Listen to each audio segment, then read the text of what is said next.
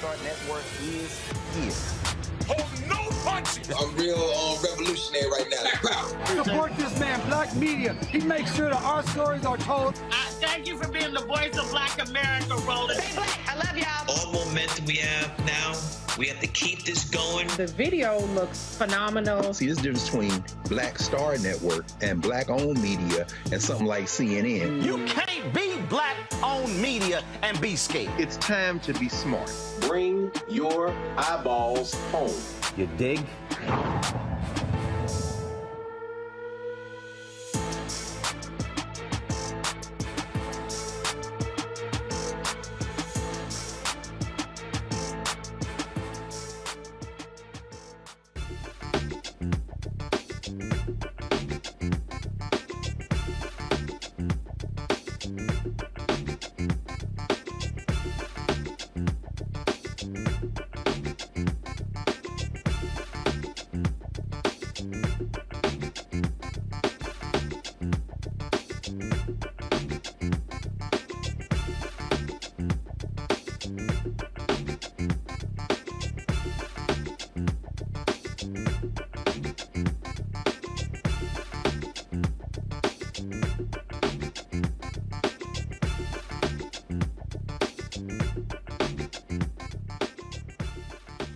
Today is Tuesday, September 13th, 2022. Coming up on Roland Martin Unfiltered, streaming live on the Black Start Network. A massive bill in Illinois that is designed to provide folks opportunity to get out of jail has been hit with massive information. The right is claiming that criminals are going to be fleeing the prisons in Illinois. Well, we're going to break this thing down with the two Illinois lawmakers who are sponsoring this to address the false allegations and give folks the actual facts regarding this new bill, also called the Illinois Purge bill. We'll break it all down. A California rape victim gets arrested after San Francisco police uses her DNA from her sexual assault for another case. What the hell? She's now suing the police department. Her attorney will explain this case. A South Carolina middle school teacher defends herself, referring to a black teacher as the monkey next door in front of her students, well, because they're friends. A federal judge has temporarily halted Arizona's law preventing the video recording of law enforcement within 8 feet, saying it violates the First Amendment. Also, Stacey Abrams, she's running for governor of Georgia. I talked with her about her campaign and what she's looking for, what she needs to do to beat incumbent Brian Kemp. Also, in today's marketplace, we'll also share with you Sheila Johnson. What does she do? She actually owns a hotel now in D.C. She owns Salamander Resorts, but she announced yesterday that new hotel, Salamander Hotel, formerly the Mandarin Oriental. Folks, there's a lot we're going to talk about today, and we'll also talk with Michael Bearden about his mentor, the late jazz pianist Ramsey Lewis, who passed away yesterday at the age of 87. You're watching Roland Martin Unfiltered, the Black Start Network. It's time to bring the funk. Let's go. He's got it. Whatever the miss, he's on it. Whatever it is, he's got the scoop, the fact, the find. And when it breaks, he's right on time and it's rolling. Best believe he's knowing. Putting it down from sports to news to politics. With entertainment just for kicks, he's rolling. It's on go, roll, roll, y'all. It's Roland Martin, yeah. Rolling with Roland now. He's funky, he's fresh, he's real, the best, you know he's Roland Martin now.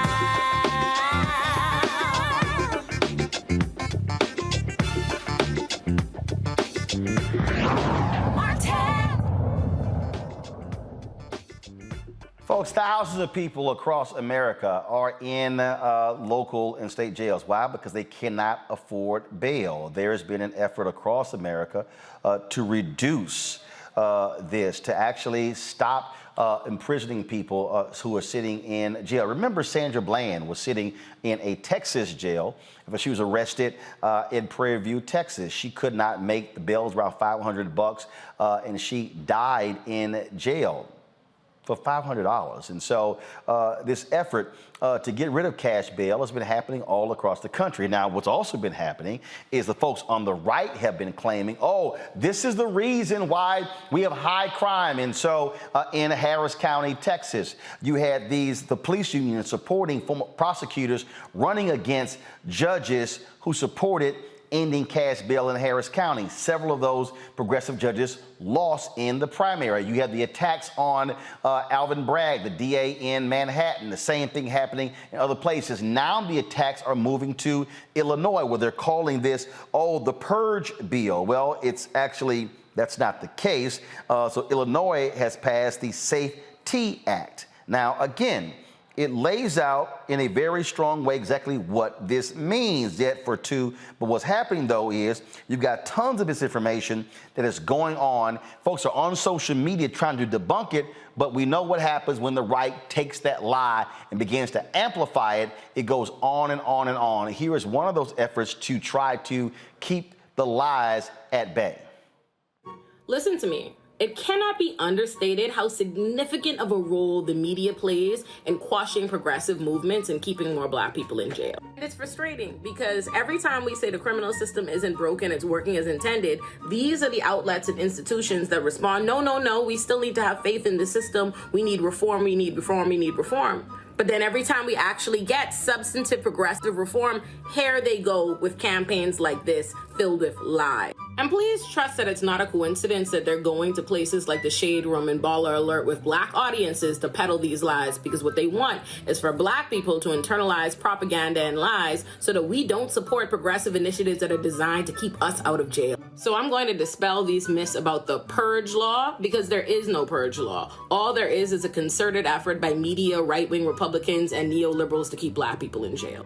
You've probably heard about Rikers, because Rikers is infamous. But less people realize that Rikers is a pre-trial detention center, meaning the people incarcerated at Rikers have not been convicted of a crime. Last year, 16 people died in Rikers. This year, 13 people died in Rikers, and Rikers has already been declared a human rights crisis. So what if I told you that the crisis happening at Cook County Jail was worse? Cook County Jail is the pre-trial detention center in Chicago, Illinois, meaning the people incarcerated at Cook County Jail have not been convicted of a crime. They simply just don't have the money for bail. And that's an important point people need to understand about bail. Bail is not about public safety. Bail is about whether or not you can afford your freedom, period.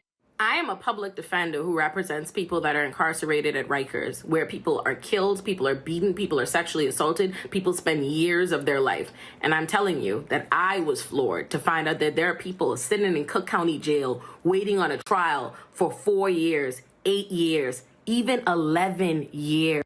So let me tell you about what the Chicago Public Safety Act would do. The first lie being circulated is that this bail reform will prevent police from being able to make arrests. False. Not only can police arrest whoever they want, like they've always been able to, all the bail reform law does is encourage them not to make completely low-level arrests that they could write tickets for. And you wanna know what else? You wanna know what else? A law enforcement agency proposed that language. What the Public Safety Act would take low-level crimes, low-level misdemeanors, non-violent crimes, and instead of those being bail eligible, where you sit in jail because you don't have the money, you fight your case from the outside, because now judges cannot set bail and keep you incarcerated for something they probably otherwise would not have been able to.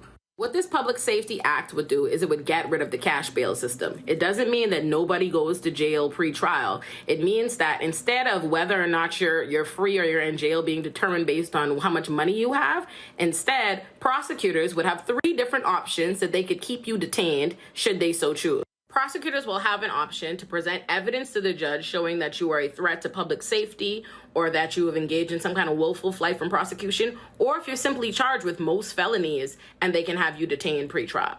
The reality is that the vast majority of people in our criminal system are living well beneath the poverty line. They're represented by public defenders because they cannot afford representation, which is a fact. The court, the same court that will then place high bail on them, they know they can't afford it. So it's a tactic by which we put poor people in jail for things we probably couldn't prove at a trial. They'll probably never have a trial. It's a way to coerce them into plea deals. But it is not about public safety, because at the end of the day, if you have the money, you can buy your freedom. So what this act does is it gets rid of that component, and it actually makes it about dangerousness. It makes it about whether or not the prosecutor has some evidence that he can present to justify detaining you pretrial, rather than just using and exercising your own wealth or lack thereof against you. Listen to me. Do not fall for the propaganda. They're calling it the Purge law because they want you to believe that a law designed at affording you more rights, at preventing you from being railroaded, at preventing more deaths from mounting inside a Cook County jail is not there to help you. It's a lie. This has nothing to do with public safety. Listen, we allegedly live in a civil society with a presumption of innocence where people should not die awaiting their trial for crimes they have not been convicted of. That shouldn't be what's happening, but that is what's happening each and every day inside this country at pretrial detention centers all around this country. But Cook County Jail and the pretrial detention centers in Chicago and in Illinois are some of the worst. This law is meant to help us. Do not mind the propaganda. Sister there, Olayami, she's actually a public defender in the state of New York. Joining us right now, folks, are two Illinois lawmakers who are very much involved with this particular bill. Joining us right now on Roland Martin Unfiltered, Illinois State Senator L.G. Sims and Illinois State Representative Cam Buckner. Glad to have both of you here. Cam is also running for Chicago mayor. So, Senator Sims, again, folks have been labeling this, y'all just going to be just releasing criminals left and right. They're going to be fleeing Illinois state prisons. This was a well thought out, well crafted bill that the right now is trying to demonize in order to brand Democrats as soft on crime. Absolutely, Roland. And they try to act as if they didn't have a seat at the table, and as if they weren't participating in these discussions. We had over 9 public hearings, 30 hours of public testimony about the issues included in the Safety Act. And Safety Act, which stands for, coincidentally, safety for our communities, accountability for law enforcement, and fairness and equity in the criminal justice system today. But that's what the lies that are being told is that somehow the doors to the courthouse are going to be open. That's just not the case. Clearly, and what we have heard from prosecutors and from Republican operatives around the state is they've taken one part of a sentence, not even reading the entire sentence, but one part of a sentence and said, well, this shows that they're going to let people out of jail.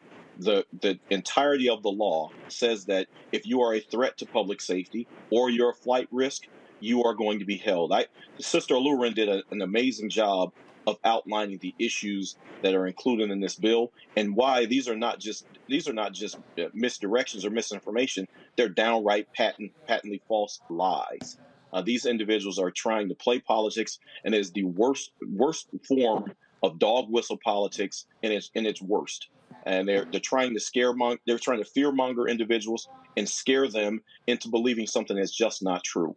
Republicans have shown themselves that they don't have ideas. They can only play on fear. They can't debate on policy. They can't engage on policy. They can only engage in fear tactics and misdirections and misinformation. And that's exactly what this is all about. Representative Buckner, there have been stories coming out of New York City. They're saying, oh, these people being let out of prison, they get out, they commit more crimes. They're blaming the judges. They're blaming the DA. As I said in my open, this happened in Harris County, where you had the police union actually financing prosecutors who ran against judges who were in support of getting rid of cash bail. And so this is a consistent attack that we're seeing where police unions are aligning with hard-line right-wing prosecutors to get rid of these type of bills and these type of laws.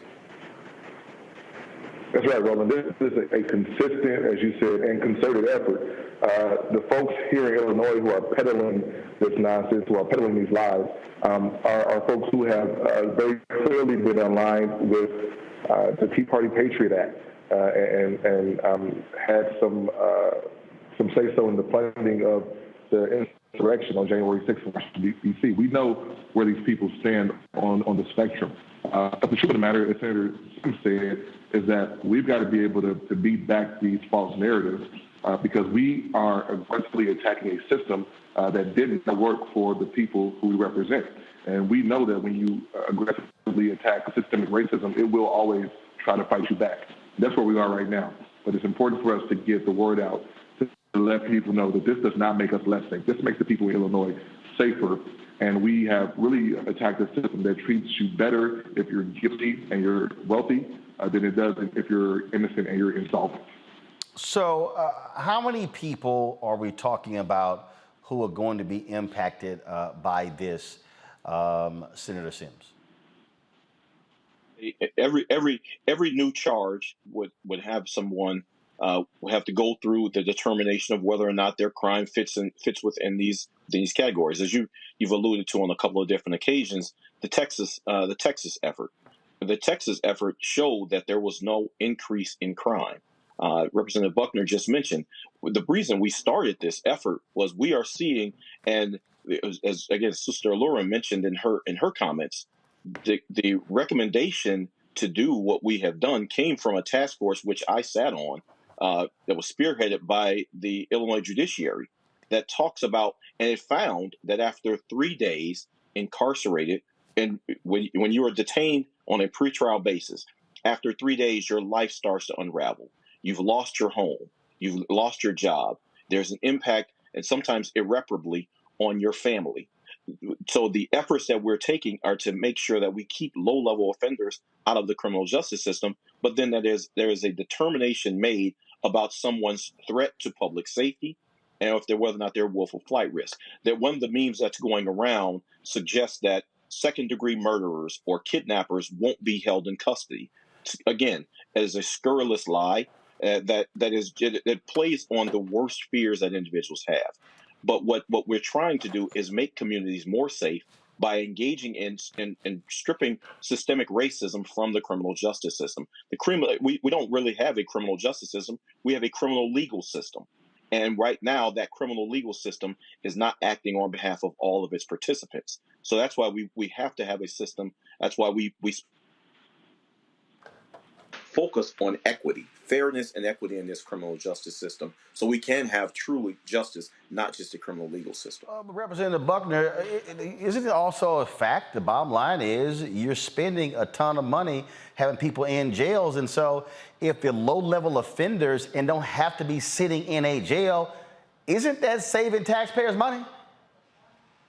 It is, Roland. We spend more money on incarcerating people in this country, in this state, than we do on educating them or feeding them or housing them or clothing them.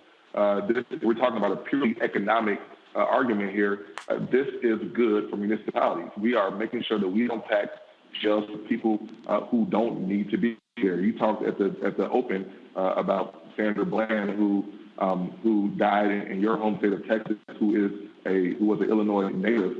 We talk about Cleve Browder. We can talk about a number of folks around this country who have found themselves with petty crimes, incarcerated, and then they don't make it out. This is not okay. This is not in line with the humanity we should have as we move forward. And once again, this law will do the right thing to make us all safe and to make our criminal legal system push further towards justice. All right. I want to thank both of you for joining us, Representative Senator L.G. Sims, Representative Cam Buckner. We certainly appreciate it. Thanks a lot. Thank you, Roland. I'm going to bring in my panel, Dr. Mustafa Santiago Ali, a former senior advisor for environmental justice at the EPA, Breonna Cartwright, political strategist, Demario Solomon Simmons, civil rights attorney and founder of Justice for Greenwood. Demario, I'll start with you. I mean, the thing that we're dealing with here is you're dealing with individuals who are on the right, who absolutely believe in throw them in jail, throw the key away, we don't care, give them years and years and years, when in fact, it's also red states that realized they were going broke by doing this.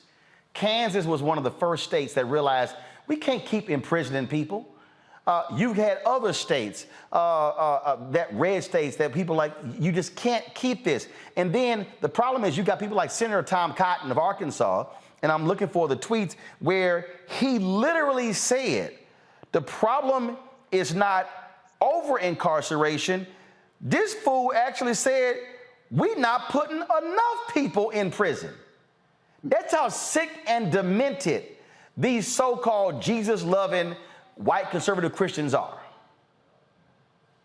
Well, you shouldn't be surprised because it was the first slave ship that brought enslaved Africans over to America was named the Jesus.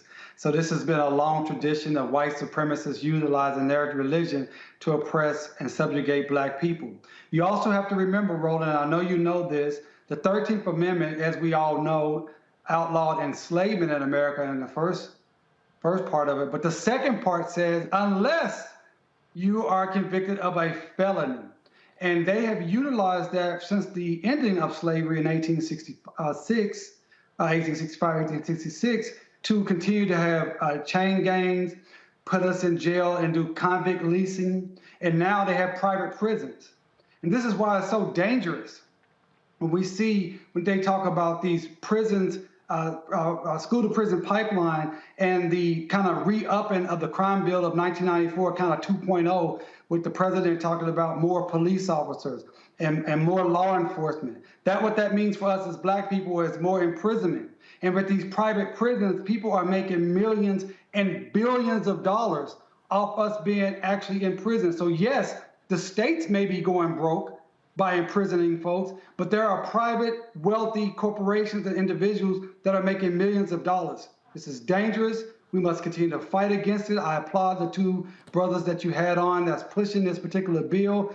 This needs to happen all over the place. And one last thing I would say, pretrial detention here in Oklahoma City, we had 13 inmates die in Oklahoma County Jail. I've sued the Oklahoma County Jail for inmates dying there. This is an epidemic that happens all across this country, and people are in jail without actually being convicted of a crime. They're usually there because they cannot afford the bail. That's why bail reform is important. That's why we need to have criminal justice reform, and we do not need more officers or more prisons. Brianna, this is the tweet from Senator Thomas Cotton of Arkansas. We don't have an over-incarceration problem. We have an under-incarceration problem. That shows you just how stupid and sick this man is. In fact, he then went on to say this is, again, this is going to this whole issue. Democrats cause this crime wave by eliminating cash bail, electing Soros prosecutors, and giving early release to violent criminals. And what's their solution? To take away your right to own a gun to protect yourself. This is the same guy who opposed the First Step Act because he didn't want people getting out of prison. He believes that if you get sentenced to 20 years, you should serve all 20 years. These folks, but they call themselves fiscal conservatives, but they love to spend money on cops and love to spend money on prisons as opposed to reform. Yes, unfortunately, they forgot that we call it a rehabilitation system. And so we should be focusing on wanting people to be productive members of society, being able to have jobs, give back, pay taxes. And so having them to say we have an under incarcerated problem is just baloney. Just to keep it simple, because we want more people outside than inside. So I don't understand the fact that we would go to seek random people or keep people in longer. And that's the reason why we have issues with our public trust with prisons. It is just mind-boggling to listen to these people, Mustafa, as if they have any credibility on this when states like Arkansas, these people are going broke. They're going broke when it comes to throwing people in prison. And it's a bunch of folks that ain't got no business being in no damn jails. They know it and we know it. Yeah, I mean, Senator Cotton, he has access, to all kinds of information. So just in case he don't know the facts, let me break them down for him. We've got about 2 million folks every night in our country who are incarcerated in jails and prisons and other ways that they've, captured folks, especially folks dealing with border issues. We got 400,000 people who are in pretrial detention. So all he has to do is go over to prisonpolicy.org and he can see the facts that are there, and it's broken down about how all these types of individuals are dealing with these situations where, they haven't been convicted of a crime, but yet they are dealing with this pretrial, detention situations that are currently going on. We know that in our country, you get as much justice as you can afford. So if we want to actually begin to balance out this legal system, address some of the things that Mario has been talking about, then that means that we got to get rid of the cash bail, because we understand the wealth gap that exists inside of our country. We understand the hard decisions that families are having to make about keeping the lights on, putting food on the table, or helping somebody to actually be able to not be incarcerated until they have a trial. So maybe Senator Cotton actually needs to go spend some time with some real people and stop dealing with this from a political lens and deal with it from a humanity lens. But that is not what they are going to do. Folks, hold tight 1 second. Got to go to a break. We come back. We'll talk a number of stories. We lost jazz pianist Ramsey Lewis yesterday at the age of 87. We'll talk to musical director Michael Bearden about his mentor and what he meant to him. Also on today's show, Sheila Johnson adds to her growing luxury real estate empire by buying the Mandarin Oriental Hotel in Washington, D.C., and renamed it Salamander after her resort in Middleburg, Virginia. We'll show you what took place yesterday. I was there for that grand opening in our Marketplace segment. That and lots more to cover right here on Roland Martin Unfiltered on the Black Star Network. Download the app, folks, on all platforms: Apple phone, Android phone, Apple TV, Android TV, Roku, Amazon Fire TV, Xbox One, Samsung Smart TV. And of course, you can also join our Bring the Funk fan club. Your dollars make it possible for us to do what we do here on the show. And you can join, of course, by sending your check-in money orders to P.O. Box 57196, Washington, D.C. 20037-0196. Cash App is $RM Unfiltered. PayPal is R Martin Unfiltered. Venmo is RM Unfiltered. Zelle is Roland at RolandSMartin.com. Roland at RolandMartinUnfiltered.com. Let me thank Orgel Neat, Preston Dames, Sharon Thomas, Cirillo Paulo. Of course, those are the folks who have supported us on Zelle. Artens Hall, thank you so very much. Also, Annette Anderson, thanks a lot. Francis Huston, LaSonia Massey, Taylor Hooks, Maroc Howard, Myoshi Smith, Cindy Pinnock, Estelle Beige. Let's see here, Nora Archibald, Lynette Kimball, and I'm going to read just a couple of more before we go to Cynthia Powell. Thanks a lot. Timothy Fields, Sharon Bailey, Nicole Robinson, all thank you very much for being members of our Bring the Funk fan club. We'll be right back.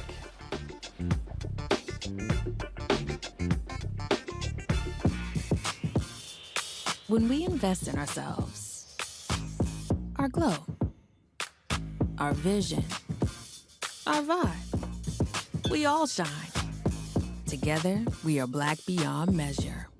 Can you believe the nerve of these Republicans? They only want to block progress for our community. They talk about cutting Medicare and Social Security. They played politics with veterans' health care. They voted against the George Floyd Justice and Policing Act and funding for our HBCUs, and against lowering prescription drug costs for our seniors.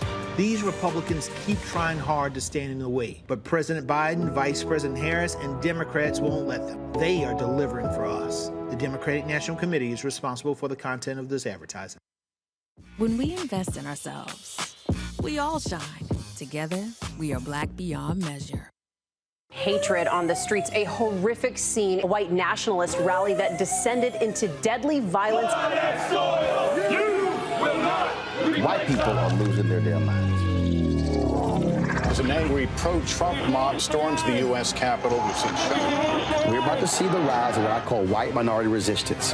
We have seen white folks in this country who simply cannot tolerate black folks voting. I think what we're seeing is the inevitable result of violent denial. This is part of American history. Every time that people of color have made progress, whether real or symbolic, there has been what Carol Anderson at Emory University calls white rage as a backlash. This is the rise of the Proud Boys and the Boogaloo Boys. America, there's going to be more of this. Here's all the Proud Boys, guys. This country is getting increasingly racist in its behaviors and its attitudes because of the fear of white people. The fear that they're taking our jobs, they're taking our resources, they're taking our women. This is white fear.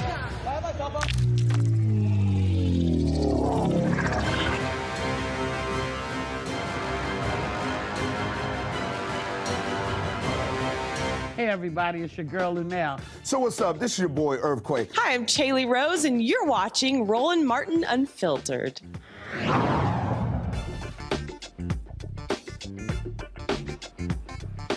All right, folks, according to the Rape, Abuse, and Incest National Network, only 310 out of every 1,000 sexual assaults are reported to police. Many do not come forward for fear of some kind of retaliation or criminal prosecution. Check out what happened in San Francisco, where the police used a rape victim's DNA, to arrest her for an unrelated property crime. Now she is filing a lawsuit against them. Joining us now from Oakland is her attorney, Adante Pointer, who says the San Francisco Police Department has a practice of placing crime victims' DNA into a permanent database without the victim's knowledge or consent. This is,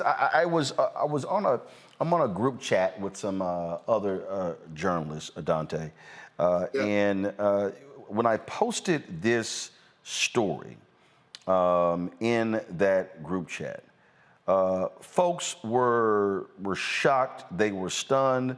Folks said, "Christ, that's awful, unreal." That is just, it's like, are you serious?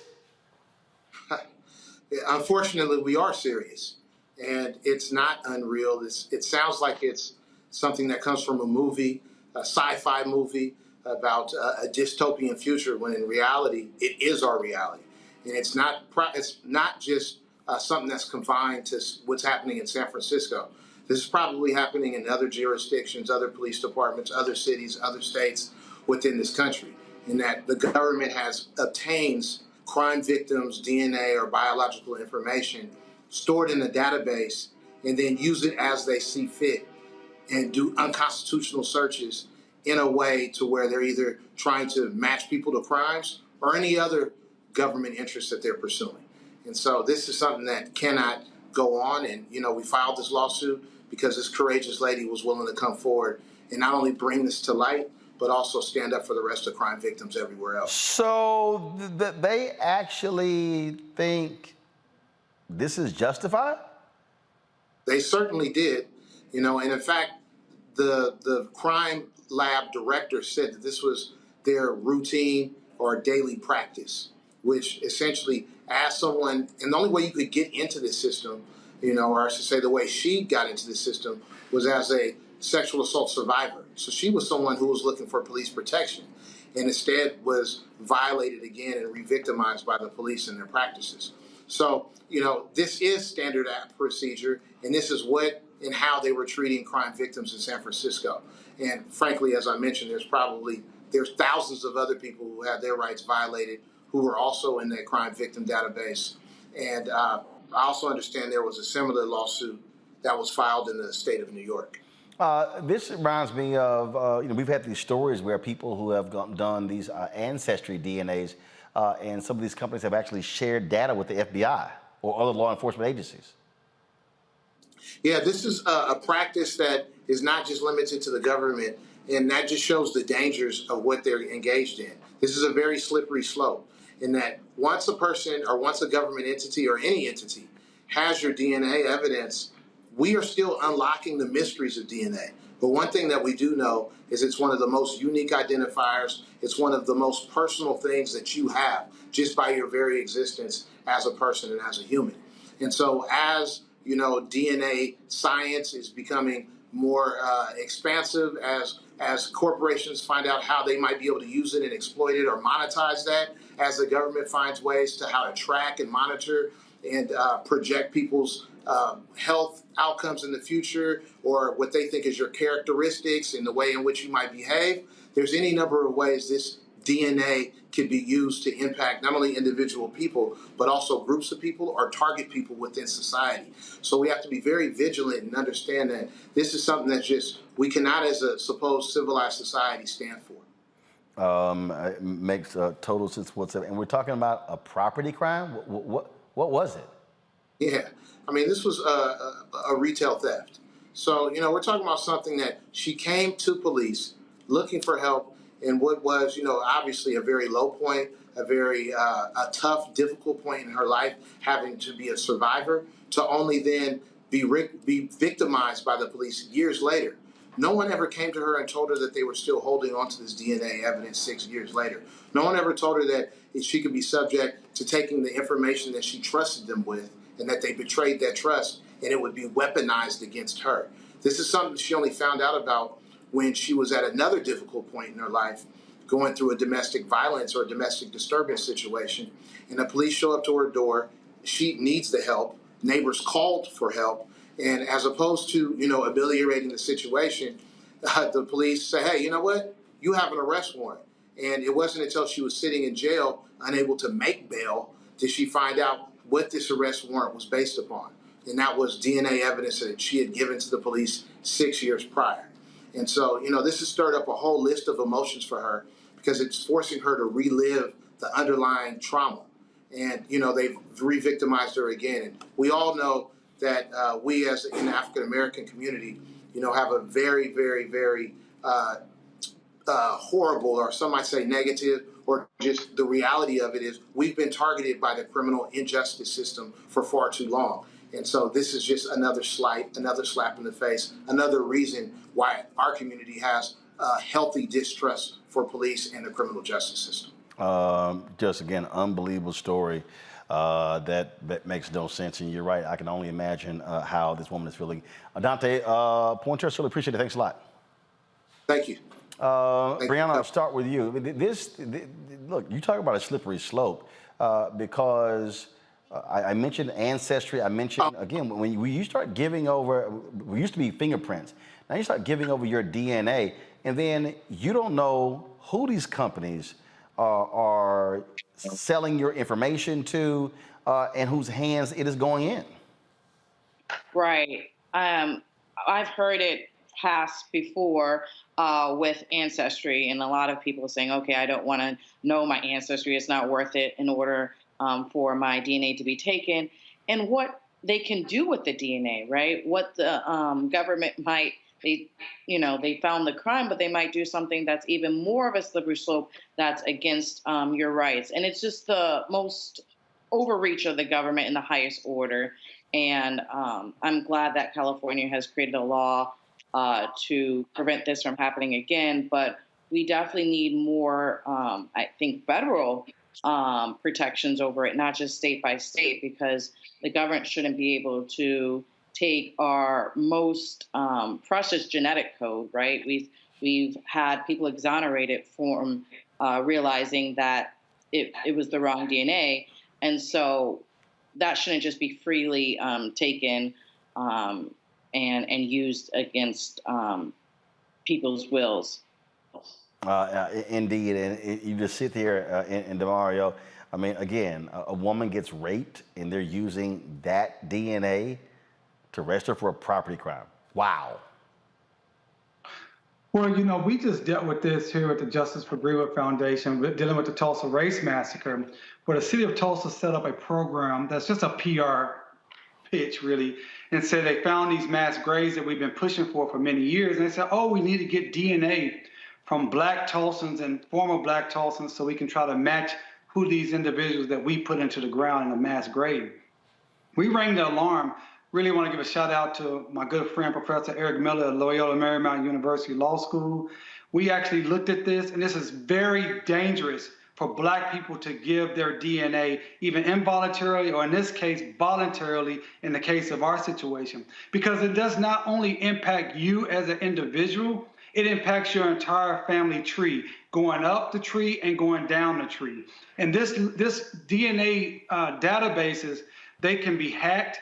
This DNA companies can sell your data to third parties, and the police, as in this situation, can always have access to the DNA evidence through a warrant. So this is very, very troublesome. I really hate that this happened to this young lady to be re-traumatized, but I would say for anyone that's putting your DNA into these commercial third-party vendors, be very, very careful, because you're exposing not only yourself, but your entire family unknowingly. Mustafa. This is just another example of how trust continues to be broken with law enforcement. That there's no reason for us to believe that they have our best interest at heart. The other part of it, as my sister just shared, is that we now need to see something from the Biden administration. Well, whether it is more than likely nothing's going to happen in the fall, but after the election and as we move into 2023, let's make sure that we actually have a federal law that's in place to address what's happening in this space. And then let's also make sure that the Department of Justice is making sure that police departments across the nation understand, what their responsibilities are. So I'm one who believes you got to have some strong language in place, and then there's got to be real accountability to make sure that it is playing out across the country. Indeed. All right, folks, going to a break. We come back, we'll talk about the story of a white South Carolina teacher in trouble for calling a black colleague a monkey. Okay. Also, Aretha Franklin being followed by the FBI, and Brett Favre, rich white quarterback, taking money for the poor. And he said, is the media gonna find out? Now we have. We'll show you the text messages next on Roland Martin Unfiltered on the Black Star Network. Hey, folks, don't forget today, my book, White Fear, dropped all across the country. It is White Fear, How the Browning of America is making white folks lose their minds. You can get it everywhere. Barnes & Noble, Amazon, Ben Bella Books, the publisher, IndieBound, Bookshop, Chapters, Books A Million, Target. Also, go to your favorite black bookstore. You can actually have them, get it from there as well. And of course, the book is available on Audible as well. Yes, I did the audio recording, so all platforms. So get White Fear, How the Browning of America is making white folks lose their minds. It is out now. Back in a moment.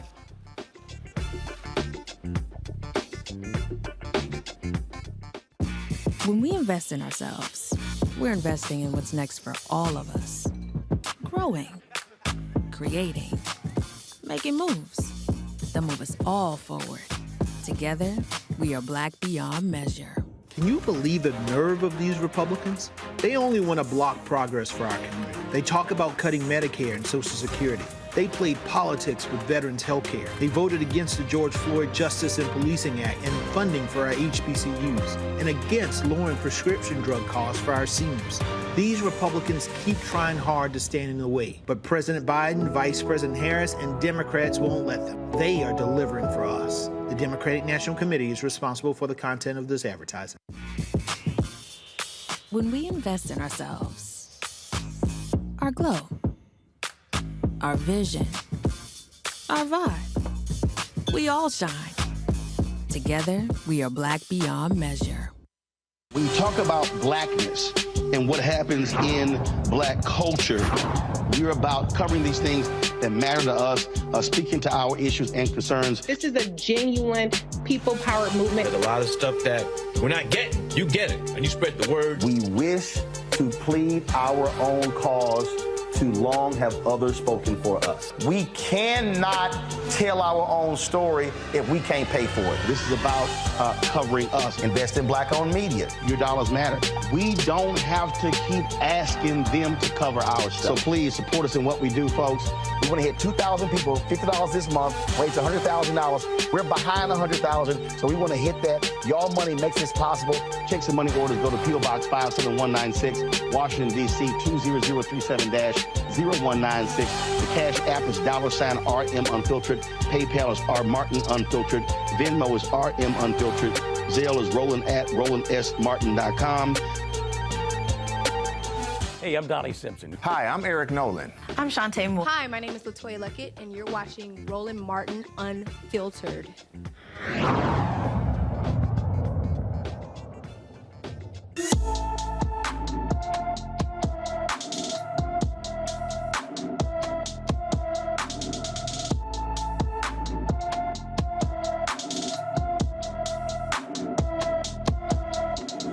All right, folks, Sozo Marshall has been missing from Jacksonville, Florida since September 6th. The 14-year-old is 5 feet 6 inches tall, weighs 125 pounds, with black hair and brown eyes. Anyone with information about Sozo Marshall should call the Duval County Sheriff's Office at 904-630-0500, 904-630-0500.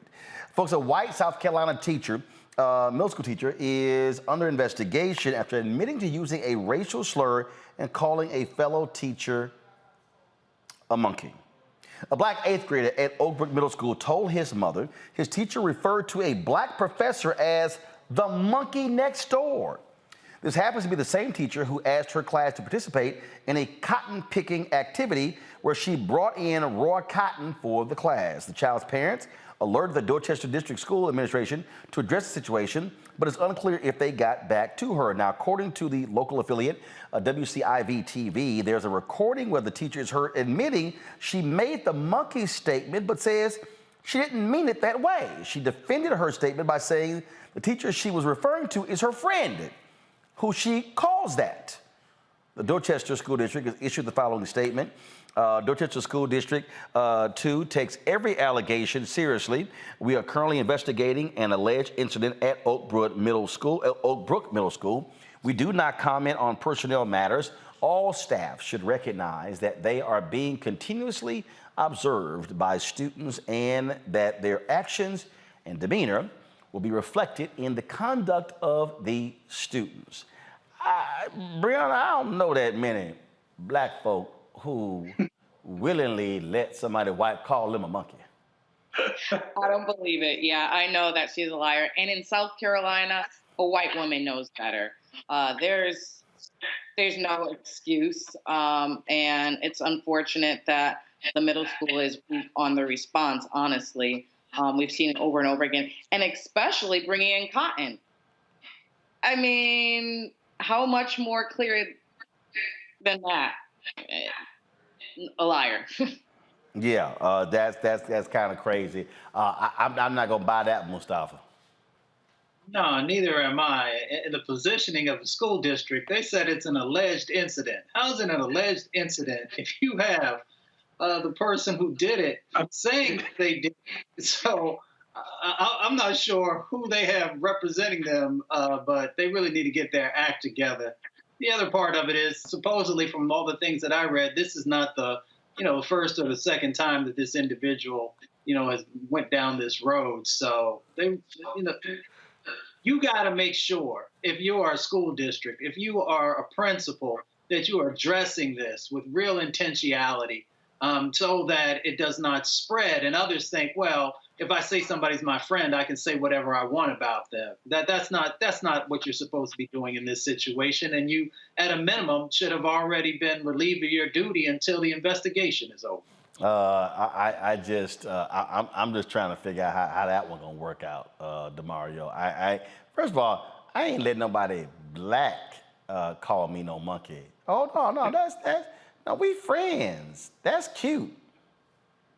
No, I've never met Brianna before, but I like she just directs her. She's a liar, and I agree. Brianna, she's a liar. No black person. I mean, Tim Scott is from South Carolina, so he may allow them to make statements like that to him. We got to keep that in mind, right? We got to keep that in mind. But most black people, normal black people, will not allow that. But for our audience, if this happens to you, if you are called a racial slur, and particularly in the educational setting, this is what you need to do. First of all, you need to make a complaint with the Department of Education, a Title VI complaint. Second of all, you need to make a police report, because this is to me, when a white person uses a racial slur towards a black person, that is violence. It's not just words. And then third of all, you should consult with an attorney in your location. At least it's an intentional infliction of emotional distress. It's probably a civil rights violation. So in addition to whatever the school is going to do as far as disciplining this individual, which sounds like has a history of racist, discriminatory conduct, as individual black people, we should take matters into our own hands, follow the proper steps, and do what you can to hold this individual accountable. Yeah, I think so. All right, folks, let's talk about this next story. So Brett Favre, NFL quarterback, retired, rich dude from Mississippi. They gave him money supposed to go to welfare to build a volleyball project. Well, the folks with Mississippi Today have been involved in a lawsuit, and they actually have the text messages. And literally, this is the headline right here. The former governor, Phil Bryant, helped Brett Favre secure welfare funding for USM Volleyball Stadium text reveals. Now, here's what's so funny. Now, again, y'all, the money, now remember, Brett Favre also was given welfare money for speeches that he never gave, and he's been slow to pay the money back. So in the lawsuit, guess what they ended up? See, that's why I'm letting y'all know, y'all send text messages, it'll come back to bite you in your ass. Here they were. Here they are. If you were to pay me, is there any way the media can find out where it came from and how much? The response from Nancy New: no, we never have had that information publicized. I understand you being uneasy about that, though. Let's see what happens on Monday with a conversation with some of the folks at Southern. Maybe it will click with them, hopefully. Okay, thanks. And then, wow, just got off the phone with Phil Bryant. He is on board with us. We will get this done. Awesome. I needed to hear that for sure.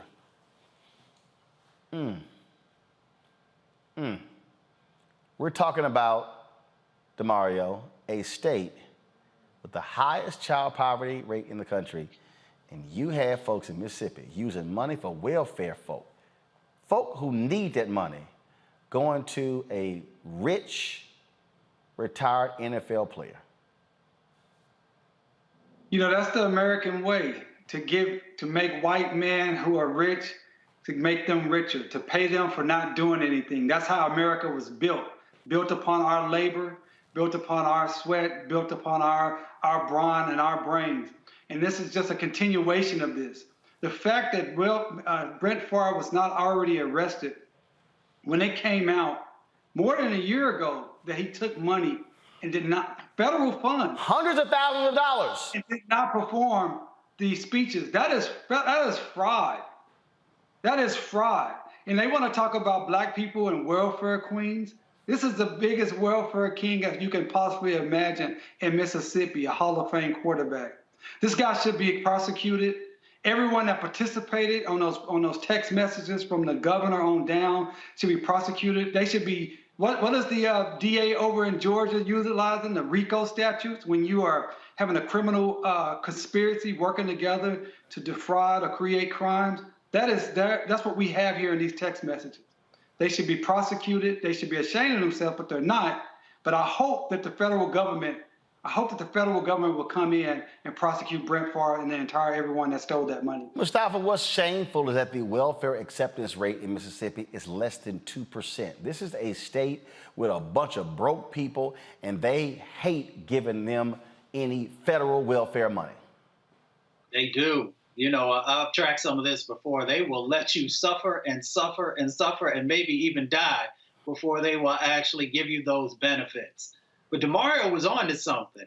So wherever those federal funds came from, and there are a couple of different agencies and departments that they can come from, they actually should be doing a forensic audit of what's going on in Mississippi, because if they don't, then they have some responsibility also for allowing these types of things to go on. And then the question becomes, you know, are you actually going to step in?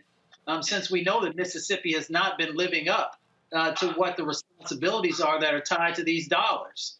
So it'll be interesting to see how this all plays out and if the Department of Justice actually gets engaged as well. I'm just saying, Brianna, it's taxpayer money. What's up? It's taxpayer money. Yeah, I think that Brett should go to jail, as we've seen constantly this year.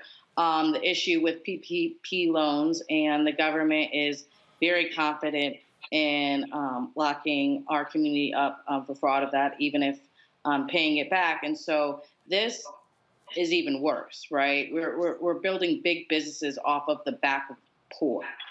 We see it time and time again with increasing fines because parking and so forth. It costs more to be poor. And so the fact that he took this money that should be going to the poor, and the funny part is he knew it was wrong, because the text message says, well, anybody going to find this out?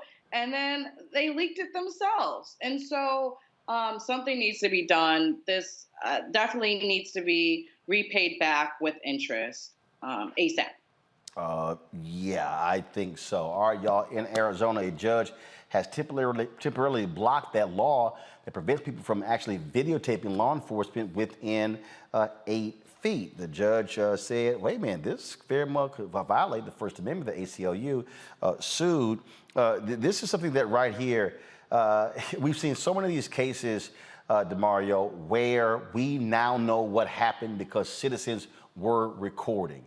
And so these folks in Arizona, they don't want cops being recorded. They don't want these videos to go public because it holds police accountable. Well, you know, the cops always tell us, if you're not doing anything wrong, what's the problem? So if they're not doing anything wrong, what's the problem with them being recorded? The fact of the matter is, it is a violation of the First Amendment to stop people from recording law enforcement officers who are public employees doing work in a public location. And I would say to our audience, if you find yourself that you see something that's happening, some illegality, or you just feel suspicious about a law enforcement or a police officer's activities, and you want to record, I encourage you to do it. But I do encourage you to be safe and smart. I do believe being even 10 feet back makes sense. You know, these cameras nowadays, our iPhones can zoom in. You don't have to be right up on the cop because you don't want to have an opportunity for the officer to say you are obstructing his or her ability to carry out their duties. That could cause you to be arrested yourself. It could cause you to be injured. We want you to get the information. And lastly, this is very important. When you are recording a video, don't narrate through it. As a lawyer, it is so frustrating to get a good video showing officers misconduct, and yet the person that's doing the video is cussing through the video, screaming through the video, saying, you can't do that, get off of them, why are you doing that? That does not help us get this officer held accountable. That does not help us in the courtroom. That may help you get Instagram or Facebook likes, go viral. Well, hold on. I gotta stop you right there, DeMario. No. I gotta stop you there. First of all, when we look at a lot of these videos, they typically are shot by somebody who is the spouse or the girlfriend of the person. That's an emotional response. That's something that's happened. I mean, you're not gonna have somebody. No. I'm not done. DeMario, you're not. It is natural if all of a sudden the brother in Texas who was in his driveway, and then the cops just roll up, say, oh yeah, there's a warrant out for you in Louisiana. His wife comes out and she's like, stop, what are you doing? That's a natural deal. So, I mean, I get your point, but we're also dealing with human beings who are watching things happen in real time. They're gonna react naturally. That's fine, Roland, but number one, I see these videos all day, every day. And just because the big videos go to national, I'm looking at videos that happen all the time with people all the time. That's number one. And number two, my goal is to help our people achieve justice. And yes, it is an emotional response. Yes, it is natural. But what I'm telling you, that it is better to hold someone accountable, because when you go in front of a jury, particularly in places like where I live, and then where you're gonna, even in black places, federal courts are usually gonna have mostly all white jurors.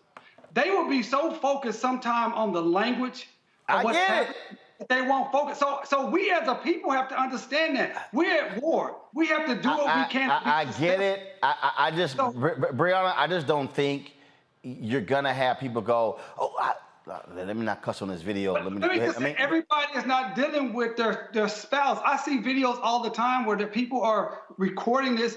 And what I'm saying is, those are also just regular, ordinary people. The natural reaction is like, yo, man, what y'all doing?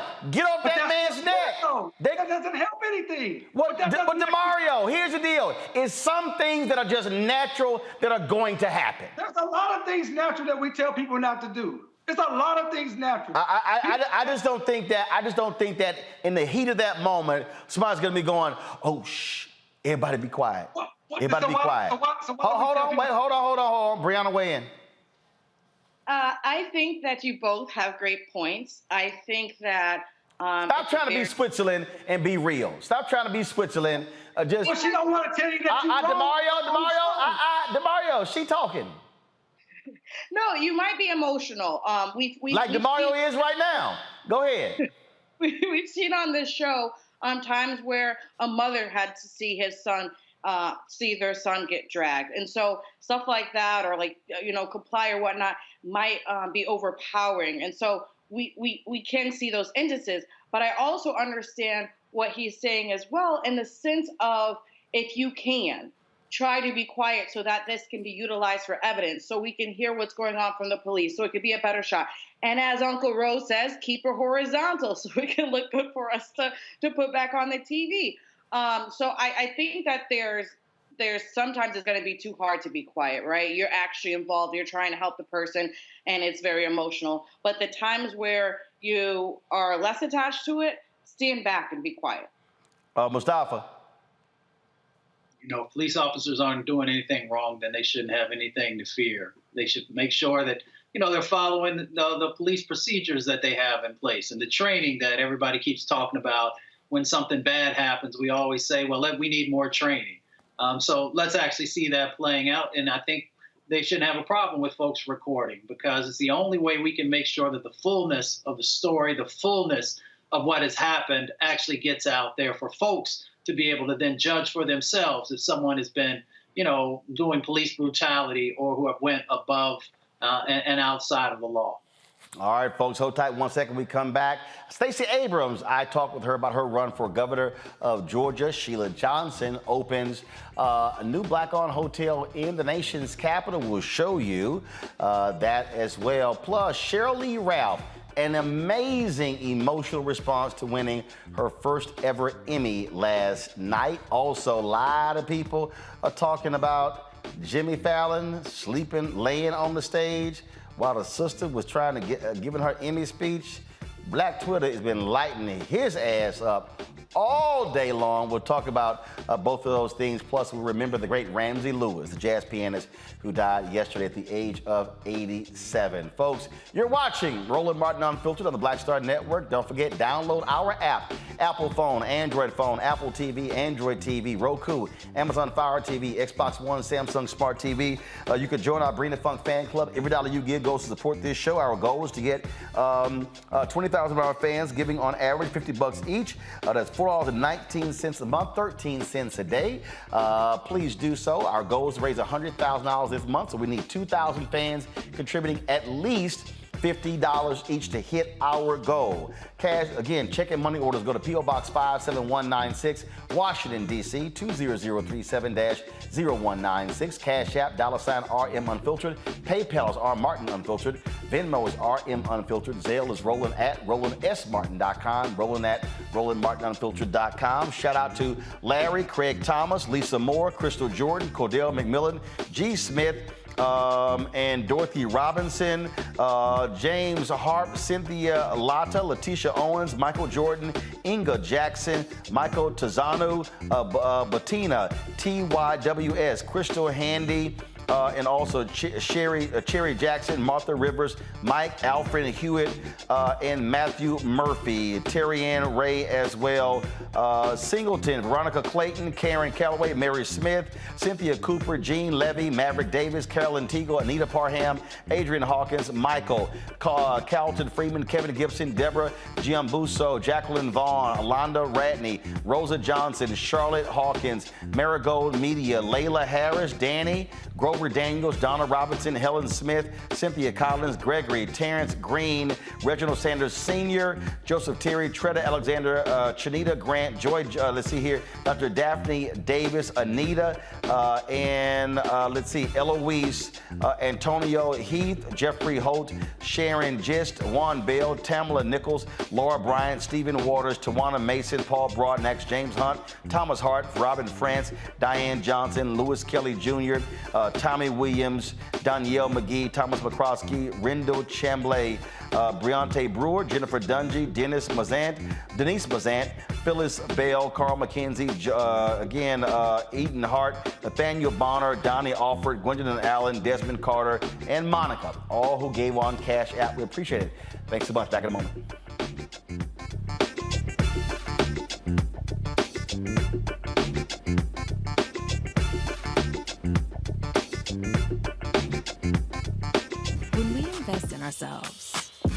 all shine. Together, we are Black beyond measure. I remember being with The View when they said, we want to extend your contract. And I knew God said, it's time to move. It's time to go. And everybody was saying, Sherry, you got a great job. You're making all of this money. And I said, no, it's time. And they said, you ain't gonna be able to, you've been away from Hollywood. And I said, it's time to go. And when I didn't, that's when I realized I was about to go through this divorce and it was gonna be expensive, it was gonna be a lot. And I said, I'm gonna stay. I said, I'm gonna stay for a couple of years. So you make this money. See, go ahead. I'm gonna make this money and then I'll get out, Lord. So I'm gonna do a compromise. I'm gonna do what you say, but I'm gonna do it on my thing. And he went, really? He went really. And you know when he went really? They said that we were heavy in contract negotiations. And they came, my manager called, she said, they're not gonna renew your contract. And I went, hey, so wait, what? Just yesterday, they was offering me more money. She said they just decided not to renew your contract.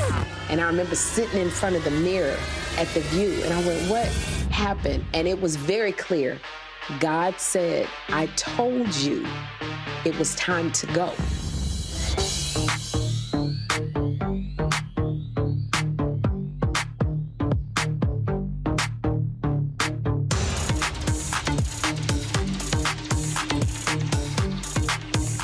When we invest in ourselves, we're investing in what's next for all of us. Growing, creating, making moves that move us all forward. Together, we are Black beyond measure. Hi, I'm Vivian Green. Hi, this is Essence Atkins. Hey everybody, this is your man Fred Hammond, and you're watching Roland Martin, my man, Unfiltered.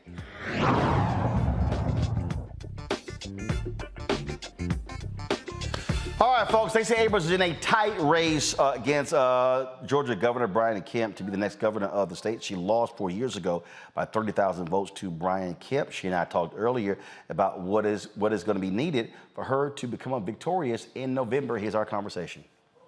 All right, Stacey Abrams, glad to have you on the show. It's been a while. You've been out and about on the campaign trail. Let's get right into it. When you look at the polling data, I've seen various polls showing you around 85% African Americans. You know, what is it going to take to get that number? You mean you need that number to be at 90, 92, 94% for supporting you to beat Brian Kemp?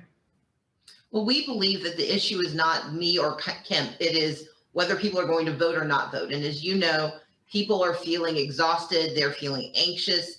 And midterms just don't tend to generate the same level of engagement. But we've got to change that. You have on a shirt that says vote as though your life depends on it. But we know in Georgia, it's actually true. We're about to lose another hospital, the sixth one to shut down in Georgia, yet another one shutting down in a Black community. We have a governor who has expanded access to guns and made our laws weaker. And we know that that is turning into more gun violence that is disproportionately affecting Black people in the state of Georgia. Guns are the #1 killer of our kids right now. We know that this is a governor who does not believe in advancing and investing in our communities. We have a black to white gap of, although we're 33% of the population, we're only 2.2% of the business revenue, and it's going to take 100 years to close that gap. Brian Kemp said he needs to study the issue. I already understand the solution. We need to expand access to contracts, and that's something a governor can do without legislation. These are all issues that are affecting the Black community right now. Governor Kemp does not have our best interest at heart, but we need people to believe that not only do we deserve more, we can have more. And when that is the case, when people believe that, we'll see those numbers go up, because it's not about whether it's me or Kemp. It's about understanding that Kemp is dangerous for the Black community and that I am the solution to so many of the challenges we've been seeing for the last 20 years. When we talk about one of the things that, as I look at polling data, also when it comes to Black men, I've been sounding this alarm for 10 years. There's a 9-point gap between Black men and Black women with Obama and Romney in 2012. It was up 13 points. Trump and Hillary Clinton. When you look at the senatorial race in North Carolina between Cunningham and Tillis, the number is around 18%. What is your message to Black men? What are you hearing out there? Because there's a lot of dissatisfaction with President Joe Biden, a lot of dissatisfaction with Democrats, where a group of Black men saying, hey, if you're not appealing to me economically, I'm not going to support you. What are you saying to them? Well, I begin by saying that we have seen what Brian Kemp is not willing to do. He got PPP for his business, but most Black businesses in Georgia didn't get a dime, and he did nothing to help prop up or invest in Black businesses. I did. Through my private company, we helped move money into a number of small businesses, and I've done everything I can to help them. We know that he has done nothing to help returning citizens get access to jobs and opportunity. I want to make certain we create an entrepreneur's learner's permit so that those who finish and have served their time can get access to economic opportunity. We know that too many of our young Black men are not finishing high school, and they drop out of society. I want to create apprenticeships so they can learn while they earn. I want to make certain that we are not over criminalizing them as they're young Black boys, but that we're also creating a pathway to higher education where technical college is once again free in Georgia. Republicans stopped that. Democrats created free technical college. Republicans eliminated it in 2011. I want to restore it. I want to make certain that we create need-based aid in Georgia. We're one of only 2 states that does not do so. And that disproportionately harms not only Black students, but Black men. Because in Georgia, you have to rely on the merit-based Hope Scholarship, and Black kids are the least likely to get it and the most likely to lose it. If we create need-based aid, more of our Black kids can not only go to college, they can finish college. And I want to create a solution to the fact that we are disproportionately not receiving state contracts. Right now, the governor has the authority to say to every single agency, you have to hit certain targets of purchasing from minority-owned businesses, especially Black-owned businesses. Brian Kemp won't do it, I will. But we can also create cluster contracts, and a lot of our Black business owners understand this. You hear about all those billions of dollars coming into the state from infrastructure and the Inflation Reduction Act, but you can't bid on those contracts because you aren't big enough yet. Well, I want to break those into smaller contracts that I call cluster contracts so that smaller companies can bid on them and win, because the prime subcontracting program does not work. You basically become the sub of a sub of a sub, and you get 10%. I want to make sure you get piece of the pie, not the crumbs. And the governor can do that. The way I frame it, I want to be the Maynard Jackson of Georgia. What Maynard Jackson did for Black economic success in the 1970s as mayor, the governor can do for the entire state. And it doesn't require legislation, it requires leadership. Brian Kemp has not done it, will not do it. I can and I will. Well, it's a great point. I was about to make that because when Maynard Jackson came in, Blacks were getting 0.0012% of all contracts, and that was why Atlanta is considered the Black Mecca today. When you last ran, you hit counties, you hit every county in the state. You were talking to white voters in rural Georgia. One of the issues we look at with Black farmers, but also agriculture, that's a huge issue in Georgia as well. And so what is your message to those rural, white, agriculture-based folks in Georgia that Stacey Abrams will be better for them than Brian Kemp has been? Well, I think it's 2 messages. It's to all rural Georgians, because in Georgia, 1/3 of our population is African American. People often mistake rural to mean white in Georgia, and actually it's much more diverse than people realize. And one of the challenges is that billions of dollars were allocated across the country through the efforts of Raphael Warnock, Cory Booker, David Scott to get money to Black farmers through the COVID relief dollars. That money is being held up in litigation, and our governor and our attorney general have done nothing to defend Black farmers in Georgia. And it benefits every farmer in Georgia. If more money pours in and helps us expand our base, agriculture continues to be our dominant industry, and it is a benefit to everyone for Black farmers to finally get what they are owed. But the current governor has not done a thing to help bring those dollars home. In addition, I want to create a family farm fund. What I want to do is make sure we're not only privileging those mega industrial farms, but that our smaller farmers are getting the money they need. If you've ever tried to navigate a USDA contract, those things take forever. And sometimes all you need is access to a tractor. You don't need to be able to buy an entire factory.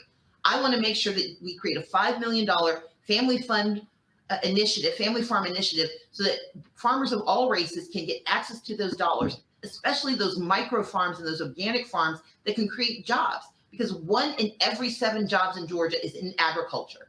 And by expanding apprenticeships, technical college, and and making sure college is affordable, we can also take advantage of the technological changes that are happening on our farms and in agriculture. I'm the only one with a plan to make sure that all of our young people can not only have access, but can stay where they are. They don't have to move to Atlanta to get opportunity. I want to invest in the places where they live so they can grow and live where they choose. Last question for you. At the end of the day, it's about turnout. That was the case for Warnock and Ossoff in the runoff in 2020. That was the case for Biden and Harris in Georgia as well. A lot of money is going to be spent on television, a lot of money by these campaigns. But the reality is the money has to also be put on the ground, because you got to reach, picking up 2 and 3 and 4 and 1,000. That's going to be the difference between win or lose. You know that after the last election. Well, I've been lauded by some for the work I do with organizing, but it comes from a basic understanding that the efforts on the ground are what moves the needle.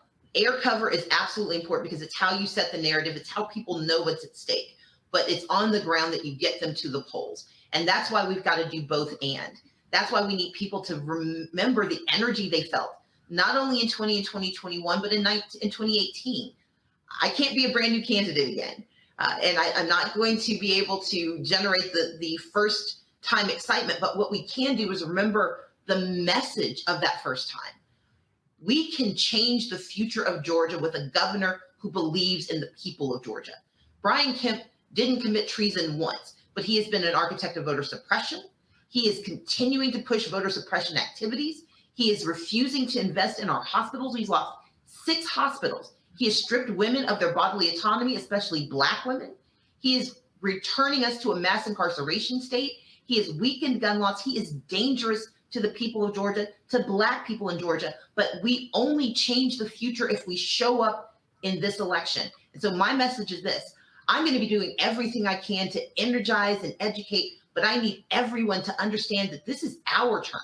We have the ability and the power to set the future, not only for Georgia, but for the South. We have seen 20 years of what Republican leadership has done. We have a chance to actually, in Georgia, change the future. 2020 and 2021 weren't flukes. They were the result of years of effort, but we can't give up now. We are this close to the finish line. And what we were able to do on the national level, we can do for ourselves in Georgia, because it is governors who decide the future. A governor created Stand Your Ground that killed Trayvon Martin. A governor eroded the social safety net that became the welfare reform bill. A governor did the 3 strikes you're outlaw that turned into the 94 crime bill. And Jim Crow never had a single federal law. It was all Southern governors in 9 states that stripped Black people of their humanity for 150 years. And on November 8th, we have the chance to set the future for Black Georgians, for Black Americans, and for all Georgians. And I want their help to get it done. All right, Stacey, we appreciate it. Look forward to having you back, and I'll be in Georgia soon, so we'll be on the ground there, so I'm sure our paths will cross. Thank you so much, and congratulations on your book. Appreciate it. Take care. You as well. All right, folks, we appreciate that. I mean, the thing about this race, Mustafa, as I said, it's going to come down to turnout. Simple as that. You got folks on the right who are energized. When you look at those polling numbers, there is some concern there that Stacey Abrams is at 85%. You look on the Senate side, Warnock is down 2 or 3 points to Herschel Walker. President Biden's approval numbers, even though they have gone up since the student debt announcement, is really dragging them down. You know, they've got to be at 92, 94% among African Americans. And again, it's going to come down to the turnout for them to win in November. Yeah, without a doubt. It goes back to what my grandmother says, that you have power unless you give it away. 33% of the folks there in Georgia are Black. There's real opportunities. If you listen to Stacey's platform and what she's talking about, she's actually breaking it down. All those huge amounts of dollars that are flowing, and, her actually talking about the cluster grants so that folks can actually be able to access those dollars is so incredibly important. And it touches every aspect of the things that folks in Georgia are asking for, everything around healthcare and the environment and jobs and housing and changing transportation sets of opportunities. So folks really need to just, open up their minds and listen to what the 2 candidates are actually sharing with you, and then actually get out there in the polls. I know folks keep saying that folks are tired, But you know what our sister Fannie Lou Hamer said, I'm sick and tired of being sick and tired. If you are sick and tired, then we got to actually utilize this opportunity to change the dynamics and to get individuals into office who will make sure in the future that you are no longer sick and tired. Brianna, the reality is this here, the hell with the polls. If you live in Georgia, if you live in Pennsylvania, if you live in Wisconsin, if you live in any state with this election, ignore all polls. You should be operating as if your candidate is 5 points down. And what I keep arguing for African Americans, like I get some of these old dumbass FBA people, we not gonna vote. I was like, you stupid as hell. Bottom line is this here, you can't be running around talking about this is what you want, this is what you want. Well, how in the hell are you gonna get it if you don't vote based upon the policymakers? We have to maximize our numbers. If we don't maximize our numbers in Georgia, then Warnock doesn't win, Abrams doesn't win. We don't maximize our numbers, black folks in North Carolina, Sheriff Beasley doesn't win. We don't maximize our numbers in Wisconsin, Mandela Barnes is not going to win. We don't maximize our numbers in Florida, Demings is not going to win. You're talking about, you could have 4, 5, or 6 black United States senators. We're talking about Demings in Florida, you have Barnes in Wisconsin, you've got Warnock in Georgia coming back. You've got, of course, you got Booker in Kentucky. You got Chambers and the other sister we had on the show who's running in Louisiana. I mean, you've got candidates who are running, but you've got to have folk who are showing up and showing out.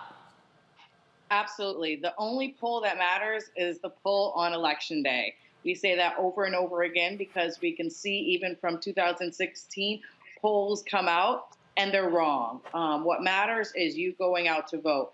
Really stressing the fact that Stacey Abrams said there were hospitals. There were 2 hospitals in the community that closed. That's huge on a community. Knowing what that means to our people of not having those those hospitals is very important. Stressing what has gone wrong, what has not been done enough in Georgia.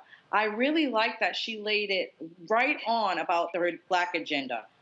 She didn't, beat around the bush. A lot of people say, oh, okay, well, if I do this, then it helps the Black people. She's very upfront about helping Black people, helping our community. She said, earn while learning. And I think that's very profound as we have issues with our student loan debt and being able to give opportunities to our community. And she's willing to do that. She has a plan, and we just need to be able to communicate that more to people and how important for us to go out and vote. Absolutely. Just a total truth there. DeMario. Well, first of all, big shout out to Stacey Abrams. She stood with us last year with the Tulsa Race Massacre. And she said she was not going to come to Tulsa when she found out that the city was trying to use her to raise money for themselves and not for our survivors and their descendants. So I was already a huge fan of hers, bigger fan after getting an opportunity to work with her team. I love, as the sister just stated, how clear she was on what she's going to do for Black people. Look, we all understand that the Republicans are racist. I consider that all of them are MAGA, and they all want to put us back to enslavement. We understand that. But it's also important for candidates to be very clear about what they're going to do for Black people and Black communities. Stacey Abrams, every candidate that's running and need Black votes, they should listen to this, your interview with Stacey Abrams, and do what she did. Because if you listen to her, you're very clear what she's going to do for our community. And that's important to get people mobilized and energized to go vote. It's not enough to say, as your shirt, I love your shirt, by the way, vote as my ancestors died for, because that's true. But that's not enough for some people. It's not enough to talk about how bad Trump is and he's horrible and how bad the Republicans are and they're terrible. But that's not enough for some people. Some people need to hear, this is what I'm going to do for this community. So I think if people can do what Stacey's doing and she continues to do that, I believe she will be successful. I believe Warnock will be successful, and we can get these other brothers and sisters into the Senate who will do the good work for our community and for this country.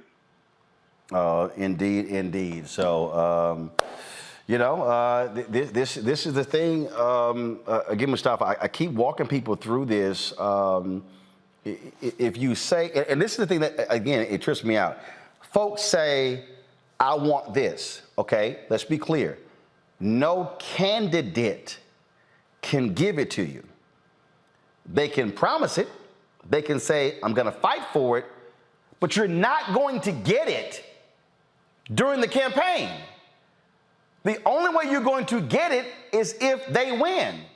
So I don't understand the logic of people who say, we don't get this, we're not voting.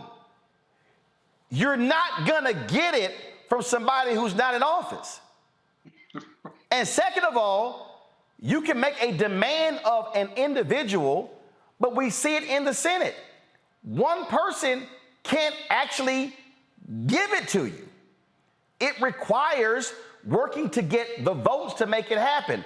Again, I just think we got to have Schoolhouse Rock 2.0 for these folk who it's real easy to tweet something or put it on Instagram, right? But the reality of getting it is something that's totally different. Right.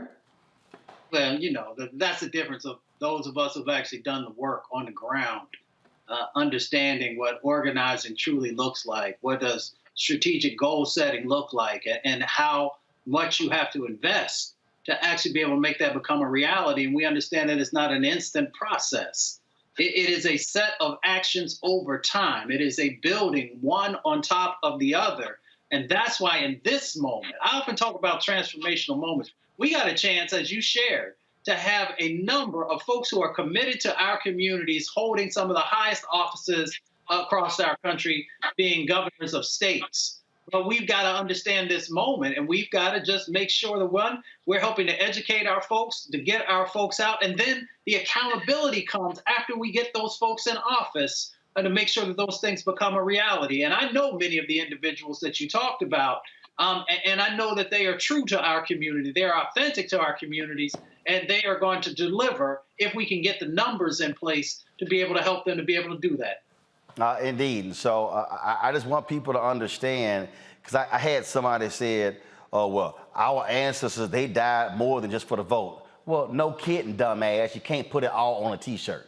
I mean, I'm telling you, some of these simple Simons get on my damn nerves when they respond with that stupid shit on social media, like that's the only thing they would. I mean, it's just stupid. I mean, I'm telling you, I just got little patience for stupid people. I just really do. Okay, and these people who whine and complain, and I keep saying, okay, well, please show me how you gonna get it.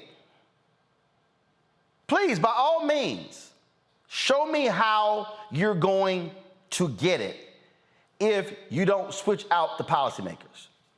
Don't tell me you want the George Floyd Justice Act and you blind to the fact that right now the U.S. Senate is 50-50. If we maximize our votes, we could come back in January and it'll be 55-45. So guess what? No, Cinema Mansion no longer in the way. Now, some other folks might show themselves, but guess what? Numbers change. And so that's what it boils down to. Because see, let me be clear to all the simple Simons out there, okay? Those of y'all who are confused, the right, let me be real clear. The right now, they're not sitting around bitching and moaning. Let me be real clear with y'all. I told y'all last night, the governor of Arizona kept saying the election was certified and was legal. You got crazy ass Carrie Lake, Trump MAGA loving election denier. She wins a nomination. He campaigning with her. Now, he was against her in the primary. Does Doug Ducey know she crazy? Hell yeah, he knows she crazy. He knows she's sick in the head. But there's an R in front of her name. They want power. New Hampshire, Sununu, the person running to replace it, he know they crazy. Election denier. They won the primary. Guess who he's backing? Now, I told y'all Larry Hogan in Maryland, he is refusing to support the crazy fool who won in Maryland the Republican nomination. He like, no, he election denied. I ain't supporting him. But you know what's interesting? The Tarrant County, Texas judge, where Fort Worth is not supporting Dan Patrick for lieutenant governor. He's supporting the Democrat. He's like, basically, Dan Patrick a damn fool. And he is. So what I'm trying to get y'all to understand, it's a whole bunch of purists over here going, nope, I'm not doing this. You know what they say on the other side? Damn that, we want to win. Because we want power. To me, I want to win. And I'm going to figure out who gets me to the victory path to then get what I want. And so a lot of y'all in Georgia, a lot of you brothers and sisters, you sitting around and you mad about Biden. Listen to me clearly. If y'all stay home and let dumbass Herschel Walker win, we are talking about one of the dumbest people ever to run for office. He makes Tommy Tuberville of Alabama look like a Rhodes Scholar. Herschel Walker could be the next U.S. Senator from Georgia. You know who can stop him? We can. Oh, we can stop him. We can take out Senator Ron Johnson in Wisconsin if we maximize our vote for Mandela Barnes. We could take out that MAGA-loving fool in North Carolina, Judd, and back Sherry Beasley, who, when she ran for Supreme Court Justice, Chief of the Supreme Court of North Carolina in 2020, lost by 400 votes, y'all. 400 votes. We could take out that fool Marco Rubio in Florida, supporting Representative Val Demings. What I'm trying to say is, I don't want to see on election night, when we're going to be here for 6 hours, and we see in the aftermath, black voter turnout was 52%, 48%. Nah, I want to see 80, 85. Y'all can write it down right now. If black voter turnout in Georgia and North Carolina, I'm talking about turnout, not a percentage of the turnout. I'm talking about a percentage of the eligible and registered voters. We hit 80 and 85%. First black woman in the United States Senate from North Carolina. She'll be there. Barnes will be there. Demings will be there. Warnock comes back. Booker already there. You know, I don't even count Tim Scott. But that's you will have 5 black Democratic senators in U.S. Senate. Don't let your vote sit at home. Don't do it. We come back, FBI. They had Aretha Franklin, the Queen, under surveillance. We're going to talk about that. Also, in our marketplace segment, Sheila Johnson, co-founder of BET, owner of Salamander Resorts, opens a new 5-star hotel in Washington, D.C. That's right. When y'all come to D.C., you can stay in a black-owned hotel. We'll show you Salamander Hotel when we come back. Roland Martin Unfiltered on the Black Star Network. Download the app, Apple phone, Apple TV, Android TV, Roku, Amazon Fire TV, Xbox One, Samsung Smart TV. Support us by joining our Bring the Funk fan club. See your check and money orders too. P.O. Box 57196, Washington, D.C. 20037-0196. Cash App, $RM Unfiltered. PayPal's R Martin Unfiltered. Venmo's RM Unfiltered. Zelle, Roland at RolandSMartin.com. Roland at RolandMartinUnfiltered.com. We'll be right back.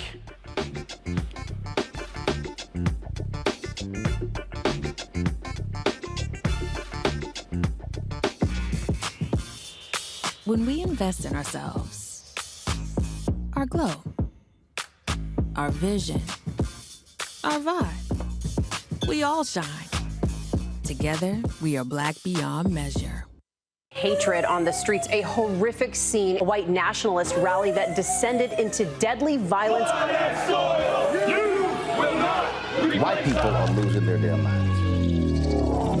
An angry pro-Trump mob storms the U.S. Capitol. We've seen shooting. We're about to see the rise of what I call white minority resistance. We have seen white folks in this country who simply cannot tolerate black folks voting. I think what we're seeing is the inevitable result of violent denial. This is part of American history. Every time that people of color have made progress, whether real or symbolic, there has been what Carol Anderson at Emory University calls white rage as a backlash. This is the rise of the Proud Boys and the Boogaloo Boys. America, there's going to be more of this. Here's all the Proud Boys, guys. This country is getting increasingly racist in its behaviors and its attitudes because of the fear of white people. The fear that they're taking our jobs, they're taking our resources, they're taking our women. This is white fear.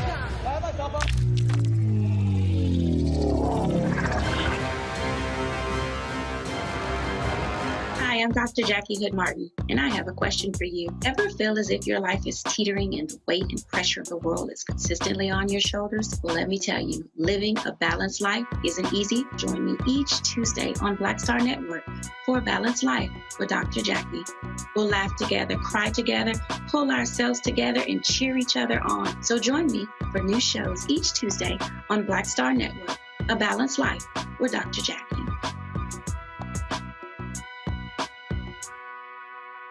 When we invest in ourselves, we all shine. Together, we are Black beyond measure. What's up? What's up? I'm Dr. Ricky Dillard, the choir master. Hey, yo, Peace World. What's going on? It's the Love King of R&B, Raheem Devon, and you're watching Roland Martin, Unfiltered.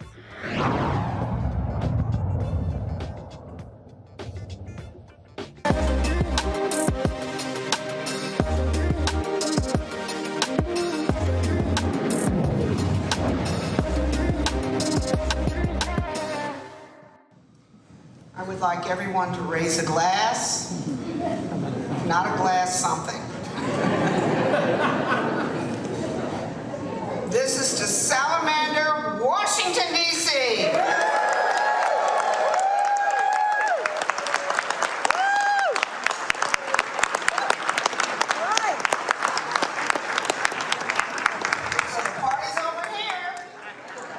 Folks, yesterday I was there right in D.C. with former Mandarin Oriental Hotel, where, of course, Sheila Johnson, she now owns that. You see it right there. It is now called Salamander. That's named after the, of course, the resort that she launched in Middleburg, Tennessee. Middleburg, Virginia, a few years ago. And she, of course, owns properties all across the country. You see those properties right there. This is her newest one. They are not just managing this, they also are controlling it. And it was a great opportunity to see the folks there, to see what she has done. Just an amazing job of what she's been able to contribute there. And so they had the band playing. Come on, y'all, let's hear some of that. They had the band playing, the people who were there and exciting. So Sheila, she talked about what she's doing, this being the third phase of her life, and how she's excited about this opportunity to own this latest luxury property here in the nation's capital. And here's what she had to say. Incredible. I can't thank all of you enough for being here. And Prem, thank you, and I want to thank everyone again for your attendance. Welcome to Salamander, Washington, D.C.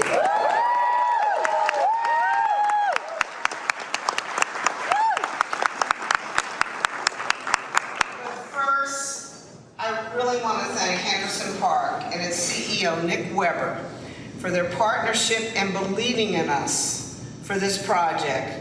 We will achieve great things together, and this is just the first. We know Henderson Park, no pressure. We know Henderson Park shares our love for Washington, D.C. and our desire to create a special destination hotel. Now, to our speakers today, Mayor Bowser and Jason Wright, thank you for your time and words. I know the mayor's here. Jason, where are you? Oh, I got you. Okay. Just want to make sure you're here. You know, the Commanders had a win yesterday. Did you bring any players with you? No, they were resting up. Oh, boy. Okay. So to our Salamander Hotel and Resorts team, led by Prem Devadas and our executive team, Dale Pelletier, Tracy Slovania, John Spears, Teresa Silo, and Chris King, Transitioning a hotel of this size and scope is a tremendous undertaking. I cannot begin to tell you, and I've got to give them all the credit. In the past 4 days, I was at the University of Illinois delivering a Title IX speech and directing the marching band, the Fighting Illini, and they were back here working, sanitizing, taking artwork down, putting artwork up. I can't thank you enough, and getting the signs up outside. I can't thank you enough for all the work that you've done. And lastly, but certainly not least, to the wonderful hotel staff led by our general manager, Manuel Martinez, who has been working tirelessly through a very busy time period. We welcome you to the Salamander family with open arms and warm embrace. Now, this year marks the 50th anniversary of me conducting business in Washington, D.C. And I can't think of anything more benefiting than celebrating the launch of this property with you. We're delighted to bring Salamander's welcoming and diverse style of luxury hospitality to the nation's capital. Now, many of you have heard this story, but I am in the third act of my life. The first act, since 1972, I was a teacher. I taught at Sidwell Friends, and also then started Young Strings in Action, an orchestra that went to the Middle East, that we became ambassadors to Jordan. And then Act Two, of course, during that time, also starting DC Cable, bringing cable television to DC, and then Black Entertainment Television. But now the third act of my life is this. And this is the happiest part of my life, I'm here to tell you. Because it's mine. So as you know, we got started opening Salamander Resort and Spa in Middleburg, and you know what I went through getting that open. But you know, you get stronger through going through the adversity. I've learned a lot of lessons because look at what we've accomplished, and it's really amazing. Now, since we opened 9 years ago, it has become one of the most successful resorts in the country, and we have worked hard to achieve the Forbes star rating for both the resort and the spa. And this is the resort has gotten it 4 years in a row, and this is the first year that we have been able to achieve the Forbes star, 5-star for both the resort and the spa. We're one of 30 hotels in the whole country that has received this honor, and one of 63 in the whole world.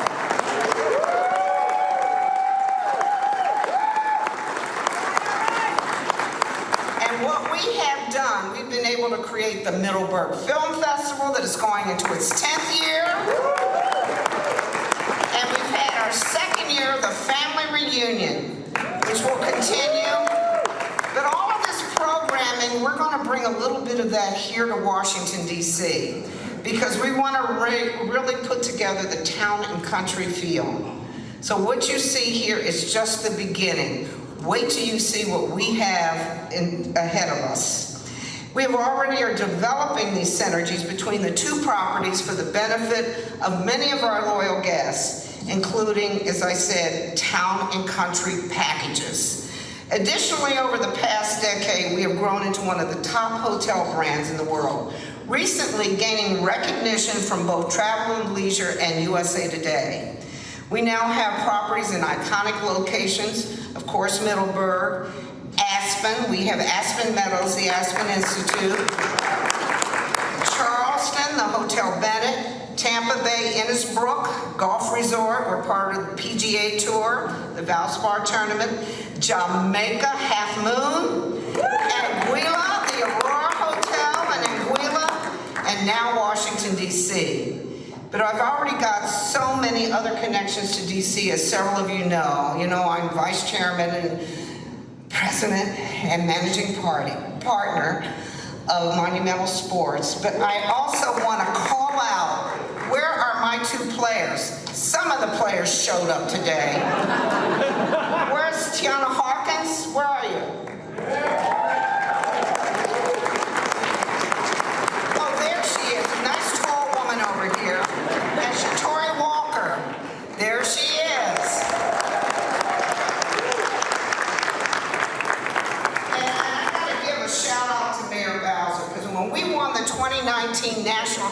championships. Who did I see in that front row? But our mayor.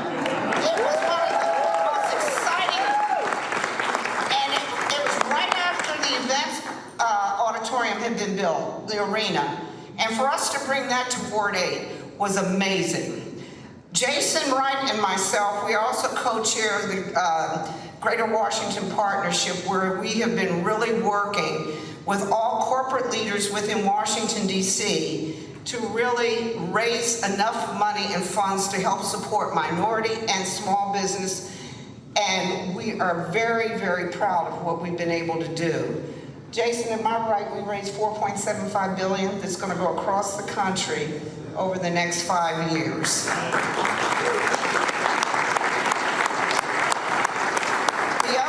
If you all have not noticed, there is a new facility going up on the National Malls, right near the Lincoln Monument, across from the Martin Luther King Memorial.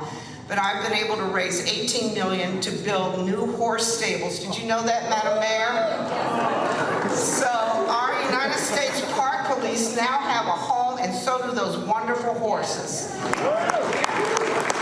my horse chief is the leader. He's passed firearms training. He is great. There's so many other things that we're doing, the charter school project, but I just want you to know we're not just here as a hotel company, we also work with the community. We're going to be establishing new partnerships and relationships, and really I'm going to work alongside the mayor to try and do whatever we can to enhance this great city. Which brings us back to Salamander, Washington, D.C., and the reason why we're here to celebrate. This property is already a grand luxury hotel, and we intend to introduce the warm and inviting feeling that guests enjoy at our other Salamander properties. Salamander is renowned for approachable luxury, and that's our intent for this hotel, and it's a beautiful building and has a great reputation. Our goal is to simply adjust, and we're really going to elevate through service and programming. We also intend to physically enhance this hotel with a variety of improvements. Prem is going to touch on these shortly, and we will create a gathering place for the community, especially utilizing our grand lawn, where we actually want to hold, this is where we wanted to hold the event, but we didn't know what the weather was going to do. We also recognize that we are surrounded by amazing activities and attractions, and we want to become a constructive community and partner.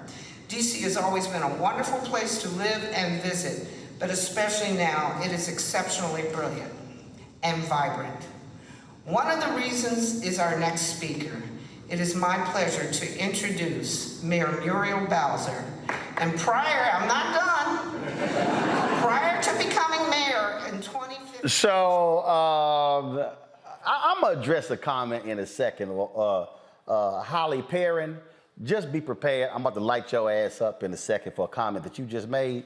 But here was Muriel Bowser speaking yesterday.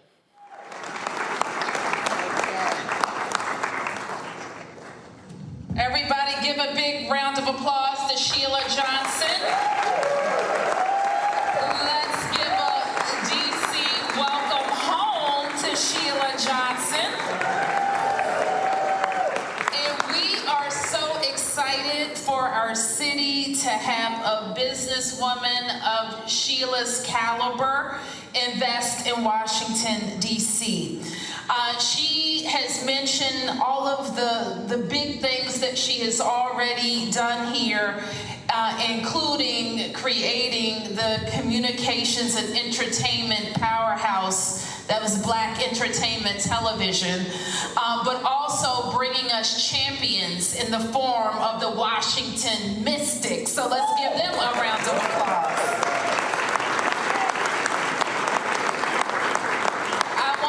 Congratulate her team at Salamander, the Henderson Partnership for acquiring the Mandarin Oriental DC and adding it to your international portfolio of luxury hotels and resorts. I'm speaking on behalf of my entire administration, 700,000 Washingtonians and millions of people from around the world to come to visit Washington, D.C.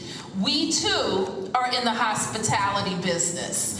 In hospitality, yes, is fun, games, spas, great hotels and events, but it is also jobs and jobs for DC residents. I am proud of the entertainment and hospitality team that we have put together in Washington, and I want to recognize the head of All right, folks. Jason Wright, who was the first black president of an NFL franchise, the Washington Commanders. He is a good friend of Sheila Johnson's. He spoke yesterday as well and shared some thoughts with the folks there about their relationship and about the work that she is doing there. And so here's what Jason had to say. It's a lot nicer reception after you win. It's very nice. True. It's really an honor to be here. Sheila is a special person to many of us in this room. She's a very special person to me personally. And so I'm going to take a different tact. Instead of reading her resume back to you, which would be a 2-hour-long speech, I'm instead going to talk to you about what she's meant to me personally. And maybe you've experienced this about Sheila too. There are 3 things that come to mind when I think of Sheila Johnson. The first is a truth speaker. Sheila is a truth speaker. There's a scripture that says, speak the truth in love. That's Sheila. And it comes with a whole lot of love, but a whole lot of truth. She's been real with me at every moment in my professional and personal journey here. Advice on how to navigate family situations and the real honest truth of what I was walking into professionally and who to connect with in the city and who to be wary of and all of those things that you wish a true friend would give you. That's what Sheila's given me as a mentor. And we could all do well to have someone like her in our lives who truly speaks the truth in love. Second is she is a bold visionary. You don't go buy the Mandarin if you don't have a bold vision. And that's just one of a million things that Sheila has done like this. What I've learned from her is that you don't need to be afraid of a big vision and that it's okay to take the risk in pursuing that vision. Sheila is a risk taker at heart, but it's because she knows something that the rest of us don't always know, and that's the third thing that I've learned from her, is that she knows her value. Sheila is convinced of what she brings to this world. She knows her intellect, she knows her charisma, she knows her ability to connect with people, and she's too humble to be able to articulate them, but they're there, and she knows it. And it's that quiet and steady confidence that I wish I had and I wish I could draw on, and I spend time around her just so I can somehow absorb it through osmosis, because it's incredibly powerful. She actually said this in her own words, that you grow stronger through adversity. She's known her adversity, and through it all she's known her value, and that's what's carried her through. And I have channeled that again and again over these last 2 years as I've had the privilege of leading this historic franchise through a challenging but beautiful time. You don't settle when you're Sheila Johnson. You trust yourself. There's actually a line from a poem that comes to mind for me. To be able to trust yourself when all men doubt you, but make allowance for their doubting too. That's Sheila in a nutshell. So it's this unique mix of gifts that have brought Black excellence to light for me personally and society writ large. And I think that's important to put a stamp on.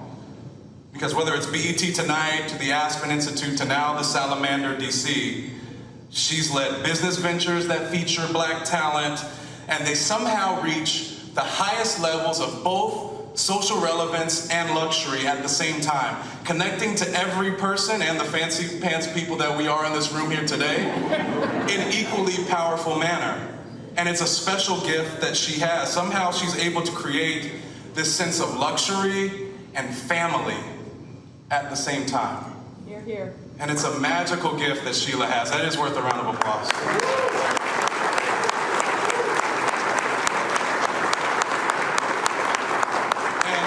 And I don't know that any of us can replicate it. I know I'm darn sure going to try, and everyone else should as well. But I think it emanates from who she is just as a person. Because Sheila as a person also embodies those two things that seem contradictory, that seem like they can't connect. She embodies them so seamlessly. a dynamic business leader, an advocate for the people, however you define that. She's an advocate for the people. And yet the matriarch of a family that many of us in here get to call ourselves a part of, who is not going to let anyone in that family fail. And so Sheila, just as a personal toast to you, may the Salamander DC embody all that you are and carry this city and our area and each one of us to higher and higher heights. Congratulations. All right, so I saw this utterly stupid comment from this person named Holly Perrion, who said, this is boring. I don't stay in luxury hotels. Holly, let me explain to you why your comment is so stupid. The number of African Americans who own hotels in major downtown cities is virtually nil. Here you have a black woman who took her proceeds from the sale of BET, and then of course also her eventual divorce from Bob Johnson, and has created a major luxury brand owning hotels, managing hotels all across the country and the world. That's one. So how can we talk about black economics, black power, and then we ignore this reality when we're talking about these what's happening here? That's the thing that, for me, that's important, Mustafa, Brianna, and Demario. I was recently at her resort, Innisbrook, playing golf there. Rooms are not out of this world, very reasonable. Folks can stay there. But we talk all the time on this show about celebrating black excellence, and we talk a lot about police brutality cases. We spend lots of time talking about political stuff and voter suppression. But Holly, the reason we spent that much time on it, because one, I own it and you don't. And that's precisely the point. The point is black ownership. And so we should always, when we see black entrepreneurs who are building major companies, we should give them the type of time others ignore. Demario, that's the piece. Black folk need to stop running around hollering about rebuild Black Wall Street, but then somebody want to say, well, I don't want to hear this board, I don't want to hear what she got to say. She is the same as the folk who were in Greenwood in Tulsa before it was burned down. Same thing. Yeah, I'm really glad. I didn't know about her. I knew about her resort down in Virginia, but I didn't know about the hotel. Mandarin, I'm coming to DC at the end of the month. I've already told my assistant, I texted her and said, hey, I don't know if there's any rooms available. That's where I want to stay. Because as you stated, Roland, this is just like J.B. Stratford, who owned the largest African-American owned hotel in the nation in Tulsa before it was burnt down during the 1921 Tulsa Race Massacre. So to see this sister talk about the three levels of her life as a teacher, as a media entrepreneur, and now doing this with hotels and owning such a magnificent luxury brand. I was excited that you exposed that to us. I took time to literally listen to her because, hey, she's a black female billionaire. I want to hear what she has to say. So to me, anybody had any issue with that, they're not understanding what this show is really about. It is about educating our audience. It is about inspiring our audience, and it's about empowering our audience. And I don't know how anyone can listen to that and not be educated, more inspired, and more empowered. Brianna.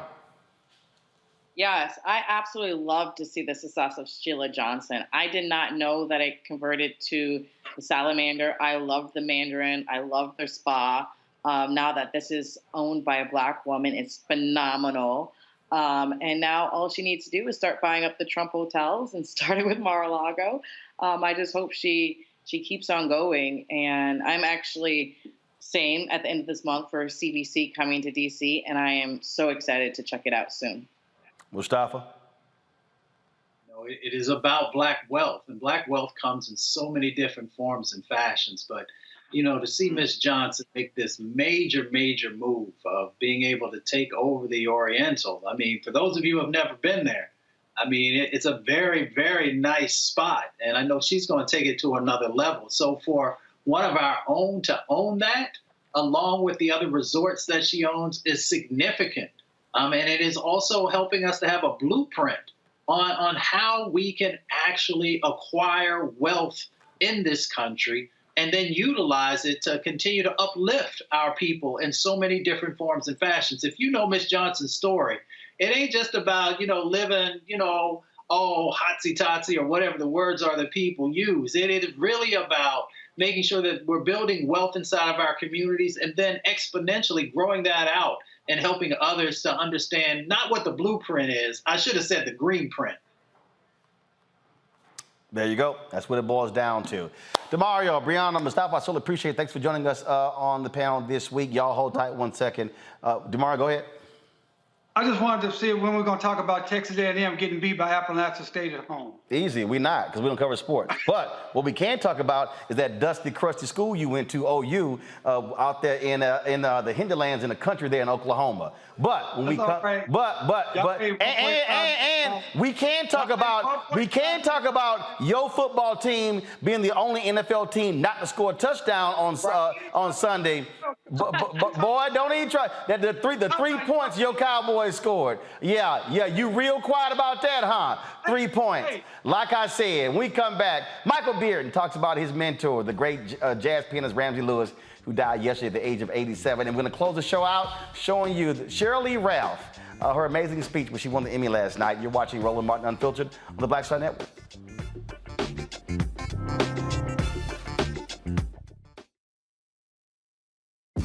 When we invest in ourselves, we're investing in what's next for all of us. Growing, creating, making moves that move us all forward. Together, we are Black beyond measure. Folks, Black Star Network is here. Oh, no punches! I'm real revolutionary right now. Support this man, Black Media. He makes sure that our stories are told. Thank you for being the voice of Black America, Roland. Stay black. I love y'all. All momentum we have now, we have to keep this going. The video looks phenomenal. See, this difference between Black Star Network and Black-owned media and something like CNN. You can't be Black-owned media and be scared. It's time to be smart. Bring your eyeballs home. You dig?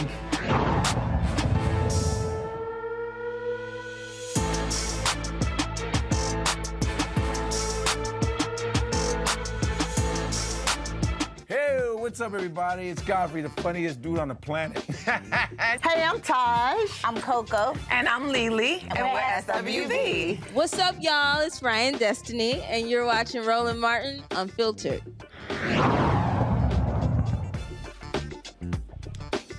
Music lovers were sad yesterday. We got the news that Ramsey Lewis, the jazz pianist, amazing man who tickled those keys, died in his sleep in Chicago. He was 87 years old.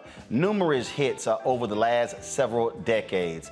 Always a cool character, someone who was impressive with the piano, but also playing with other artists as well and inspiring a whole new generation of folks, including my next guest, music director Michael Bearden. Michael, he was one of the first comments yesterday on my Instagram page when I announced the death of Ramsey Lewis. And Michael, you shared the personal connection that you had with him as someone who was your mentor.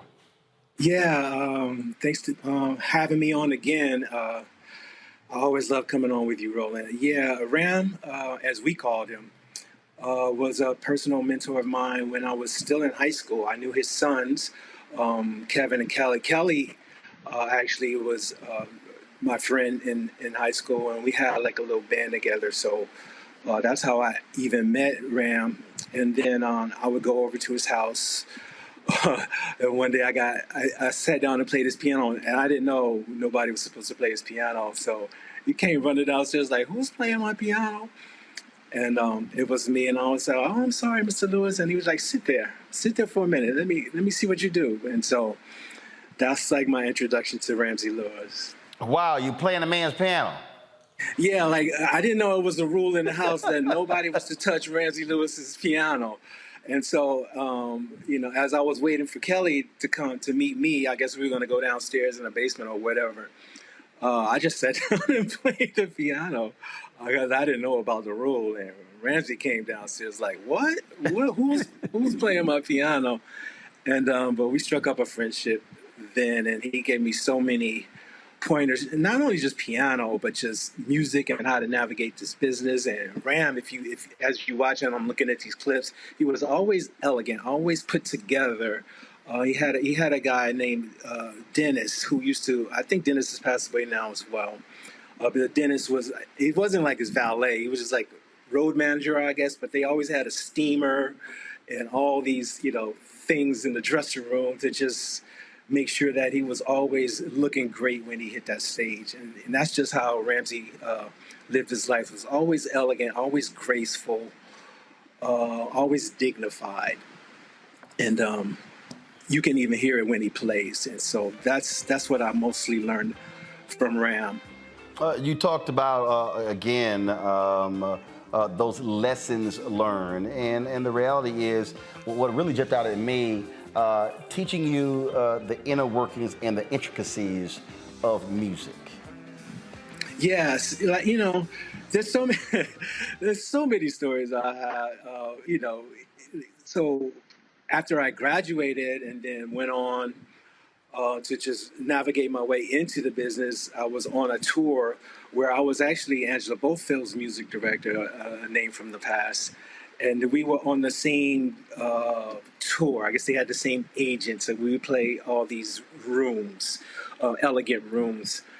And, certain times, like even before I got to that point, I was playing with Ramsey, and I was just playing keyboards alongside of him. And, he just leaned over on the piano. Shut up, you too loud. Did you hear the singer coming in? Like, stuff like that, like, get down. And so, I can't even think of all the stories and all the things that I just learned about just being on time, stage, getting to the stage on time. And if you're there when the time was, you're too late. So you got to be before. It was just so many lessons and so many intricacies, as you say, about the music business. When it comes to the work, he didn't just focus on jazz. He impacted folks in so many other areas of music. Yeah, some of his biggest hits were gospel things. Like "Wade in the Water" was a really, really big thing. Obviously, a lot of people know him from, the In Crowd or with his famous Ramsey Lewis trio. I think that what I loved most about Ram was because he was so not just focused on one style of music, and that was the thing that resonated with me as a kid. Because when you're young, you don't want to play your father and your mother's music, your parents' music, and so. But he embraced electric keyboards, Rhodes, and as well as Herbie Hancock and Quincy Jones. And I think it was just a thing in Chicago where everybody just was, really into just not just being one thing. And so, Ramsey definitely was the epitome of that as well. And he was someone who performed until the end. Yeah, I think the last time I saw Ram was, I just was in New York. I happened to be there with somebody. And I was walking in the Village, and I just walked past the Blue Note and it said, "Tonight, Ramsey Lewis." So I just walked in, no tickets, none of that. And I was just like, I just want to go say hi to Ram. And I went in, and he was like still in another part of the dressing room. But, the band, obviously, they're really good friends of mine that came up with me in Chicago. And when he came out, he was just like, "Oh, my goodness, look what the cat dragged in." And, I think I actually posted a photo of that when we were in this dressing room. And that was the last time I spoke to him, and he was really proud of what I had accomplished musically in the business. And, I think when I met him, I was 15, 16, maybe. So, to be able to do what I've done in the business so far, and to have a mentor and, somebody who just pushed me out there and, showed me things. One thing he got on me about was like, your right hand is good, young man. You need to develop your left hand. Things like that, just like little subtle things in his way that he did. So I'm holding on to the fact that he told me that he was proud. That's like literally the last thing he said to me.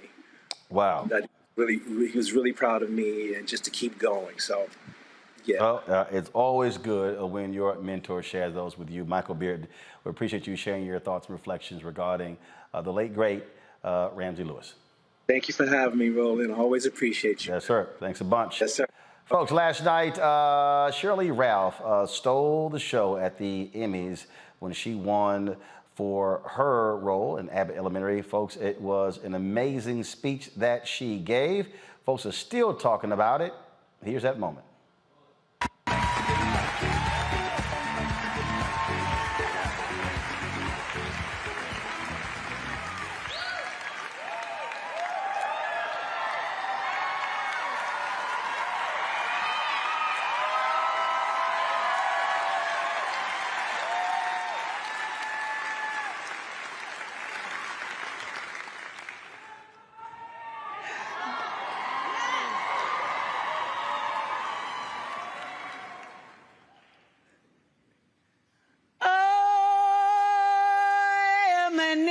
Endangered species,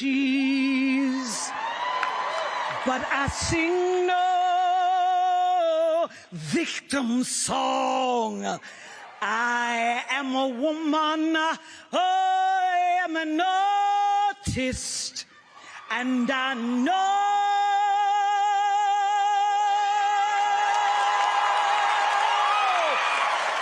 where my voice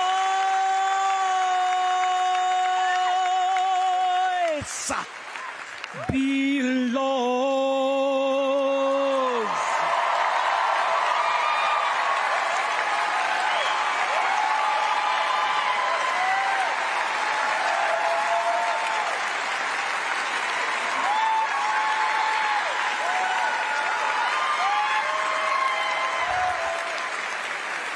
To anyone who has ever had a dream and thought your dream wouldn't, couldn't come true, I am here to tell you that this is what believing looks like. This is what striving looks like. And don't you ever give up on you, because if you get a Quinta Brunson in your corner, if you get a husband like mine in your corner, if you get children like mine in your corner, and if you've got friends like everybody who voted for me, cheered for me, love me, thank you, thank you, thank you.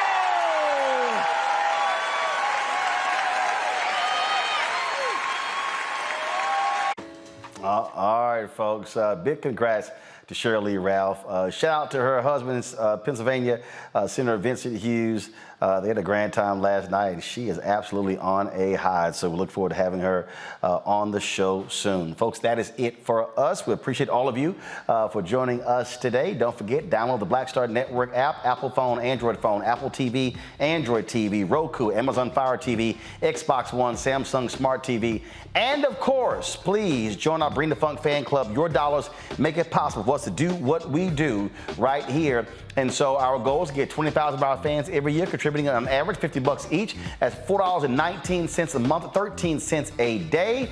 You can send your checks and money orders to P.O. Box 57196, Washington, D.C. 20037-0196. Cash App, $RM Unfiltered. PayPal is R Martin Unfiltered. Venmo is RM Unfiltered. Zelle is Roland at RolandSMartin.com. Roland at RolandMartinUnfiltered.com. And also, folks, today my book, White Fear, dropped. Get it right here, folks. This is the book right here. That's right, White Fear. It is how the browning of America making white folks lose their minds. Get the book, folks. A lot of you have been posting your photos.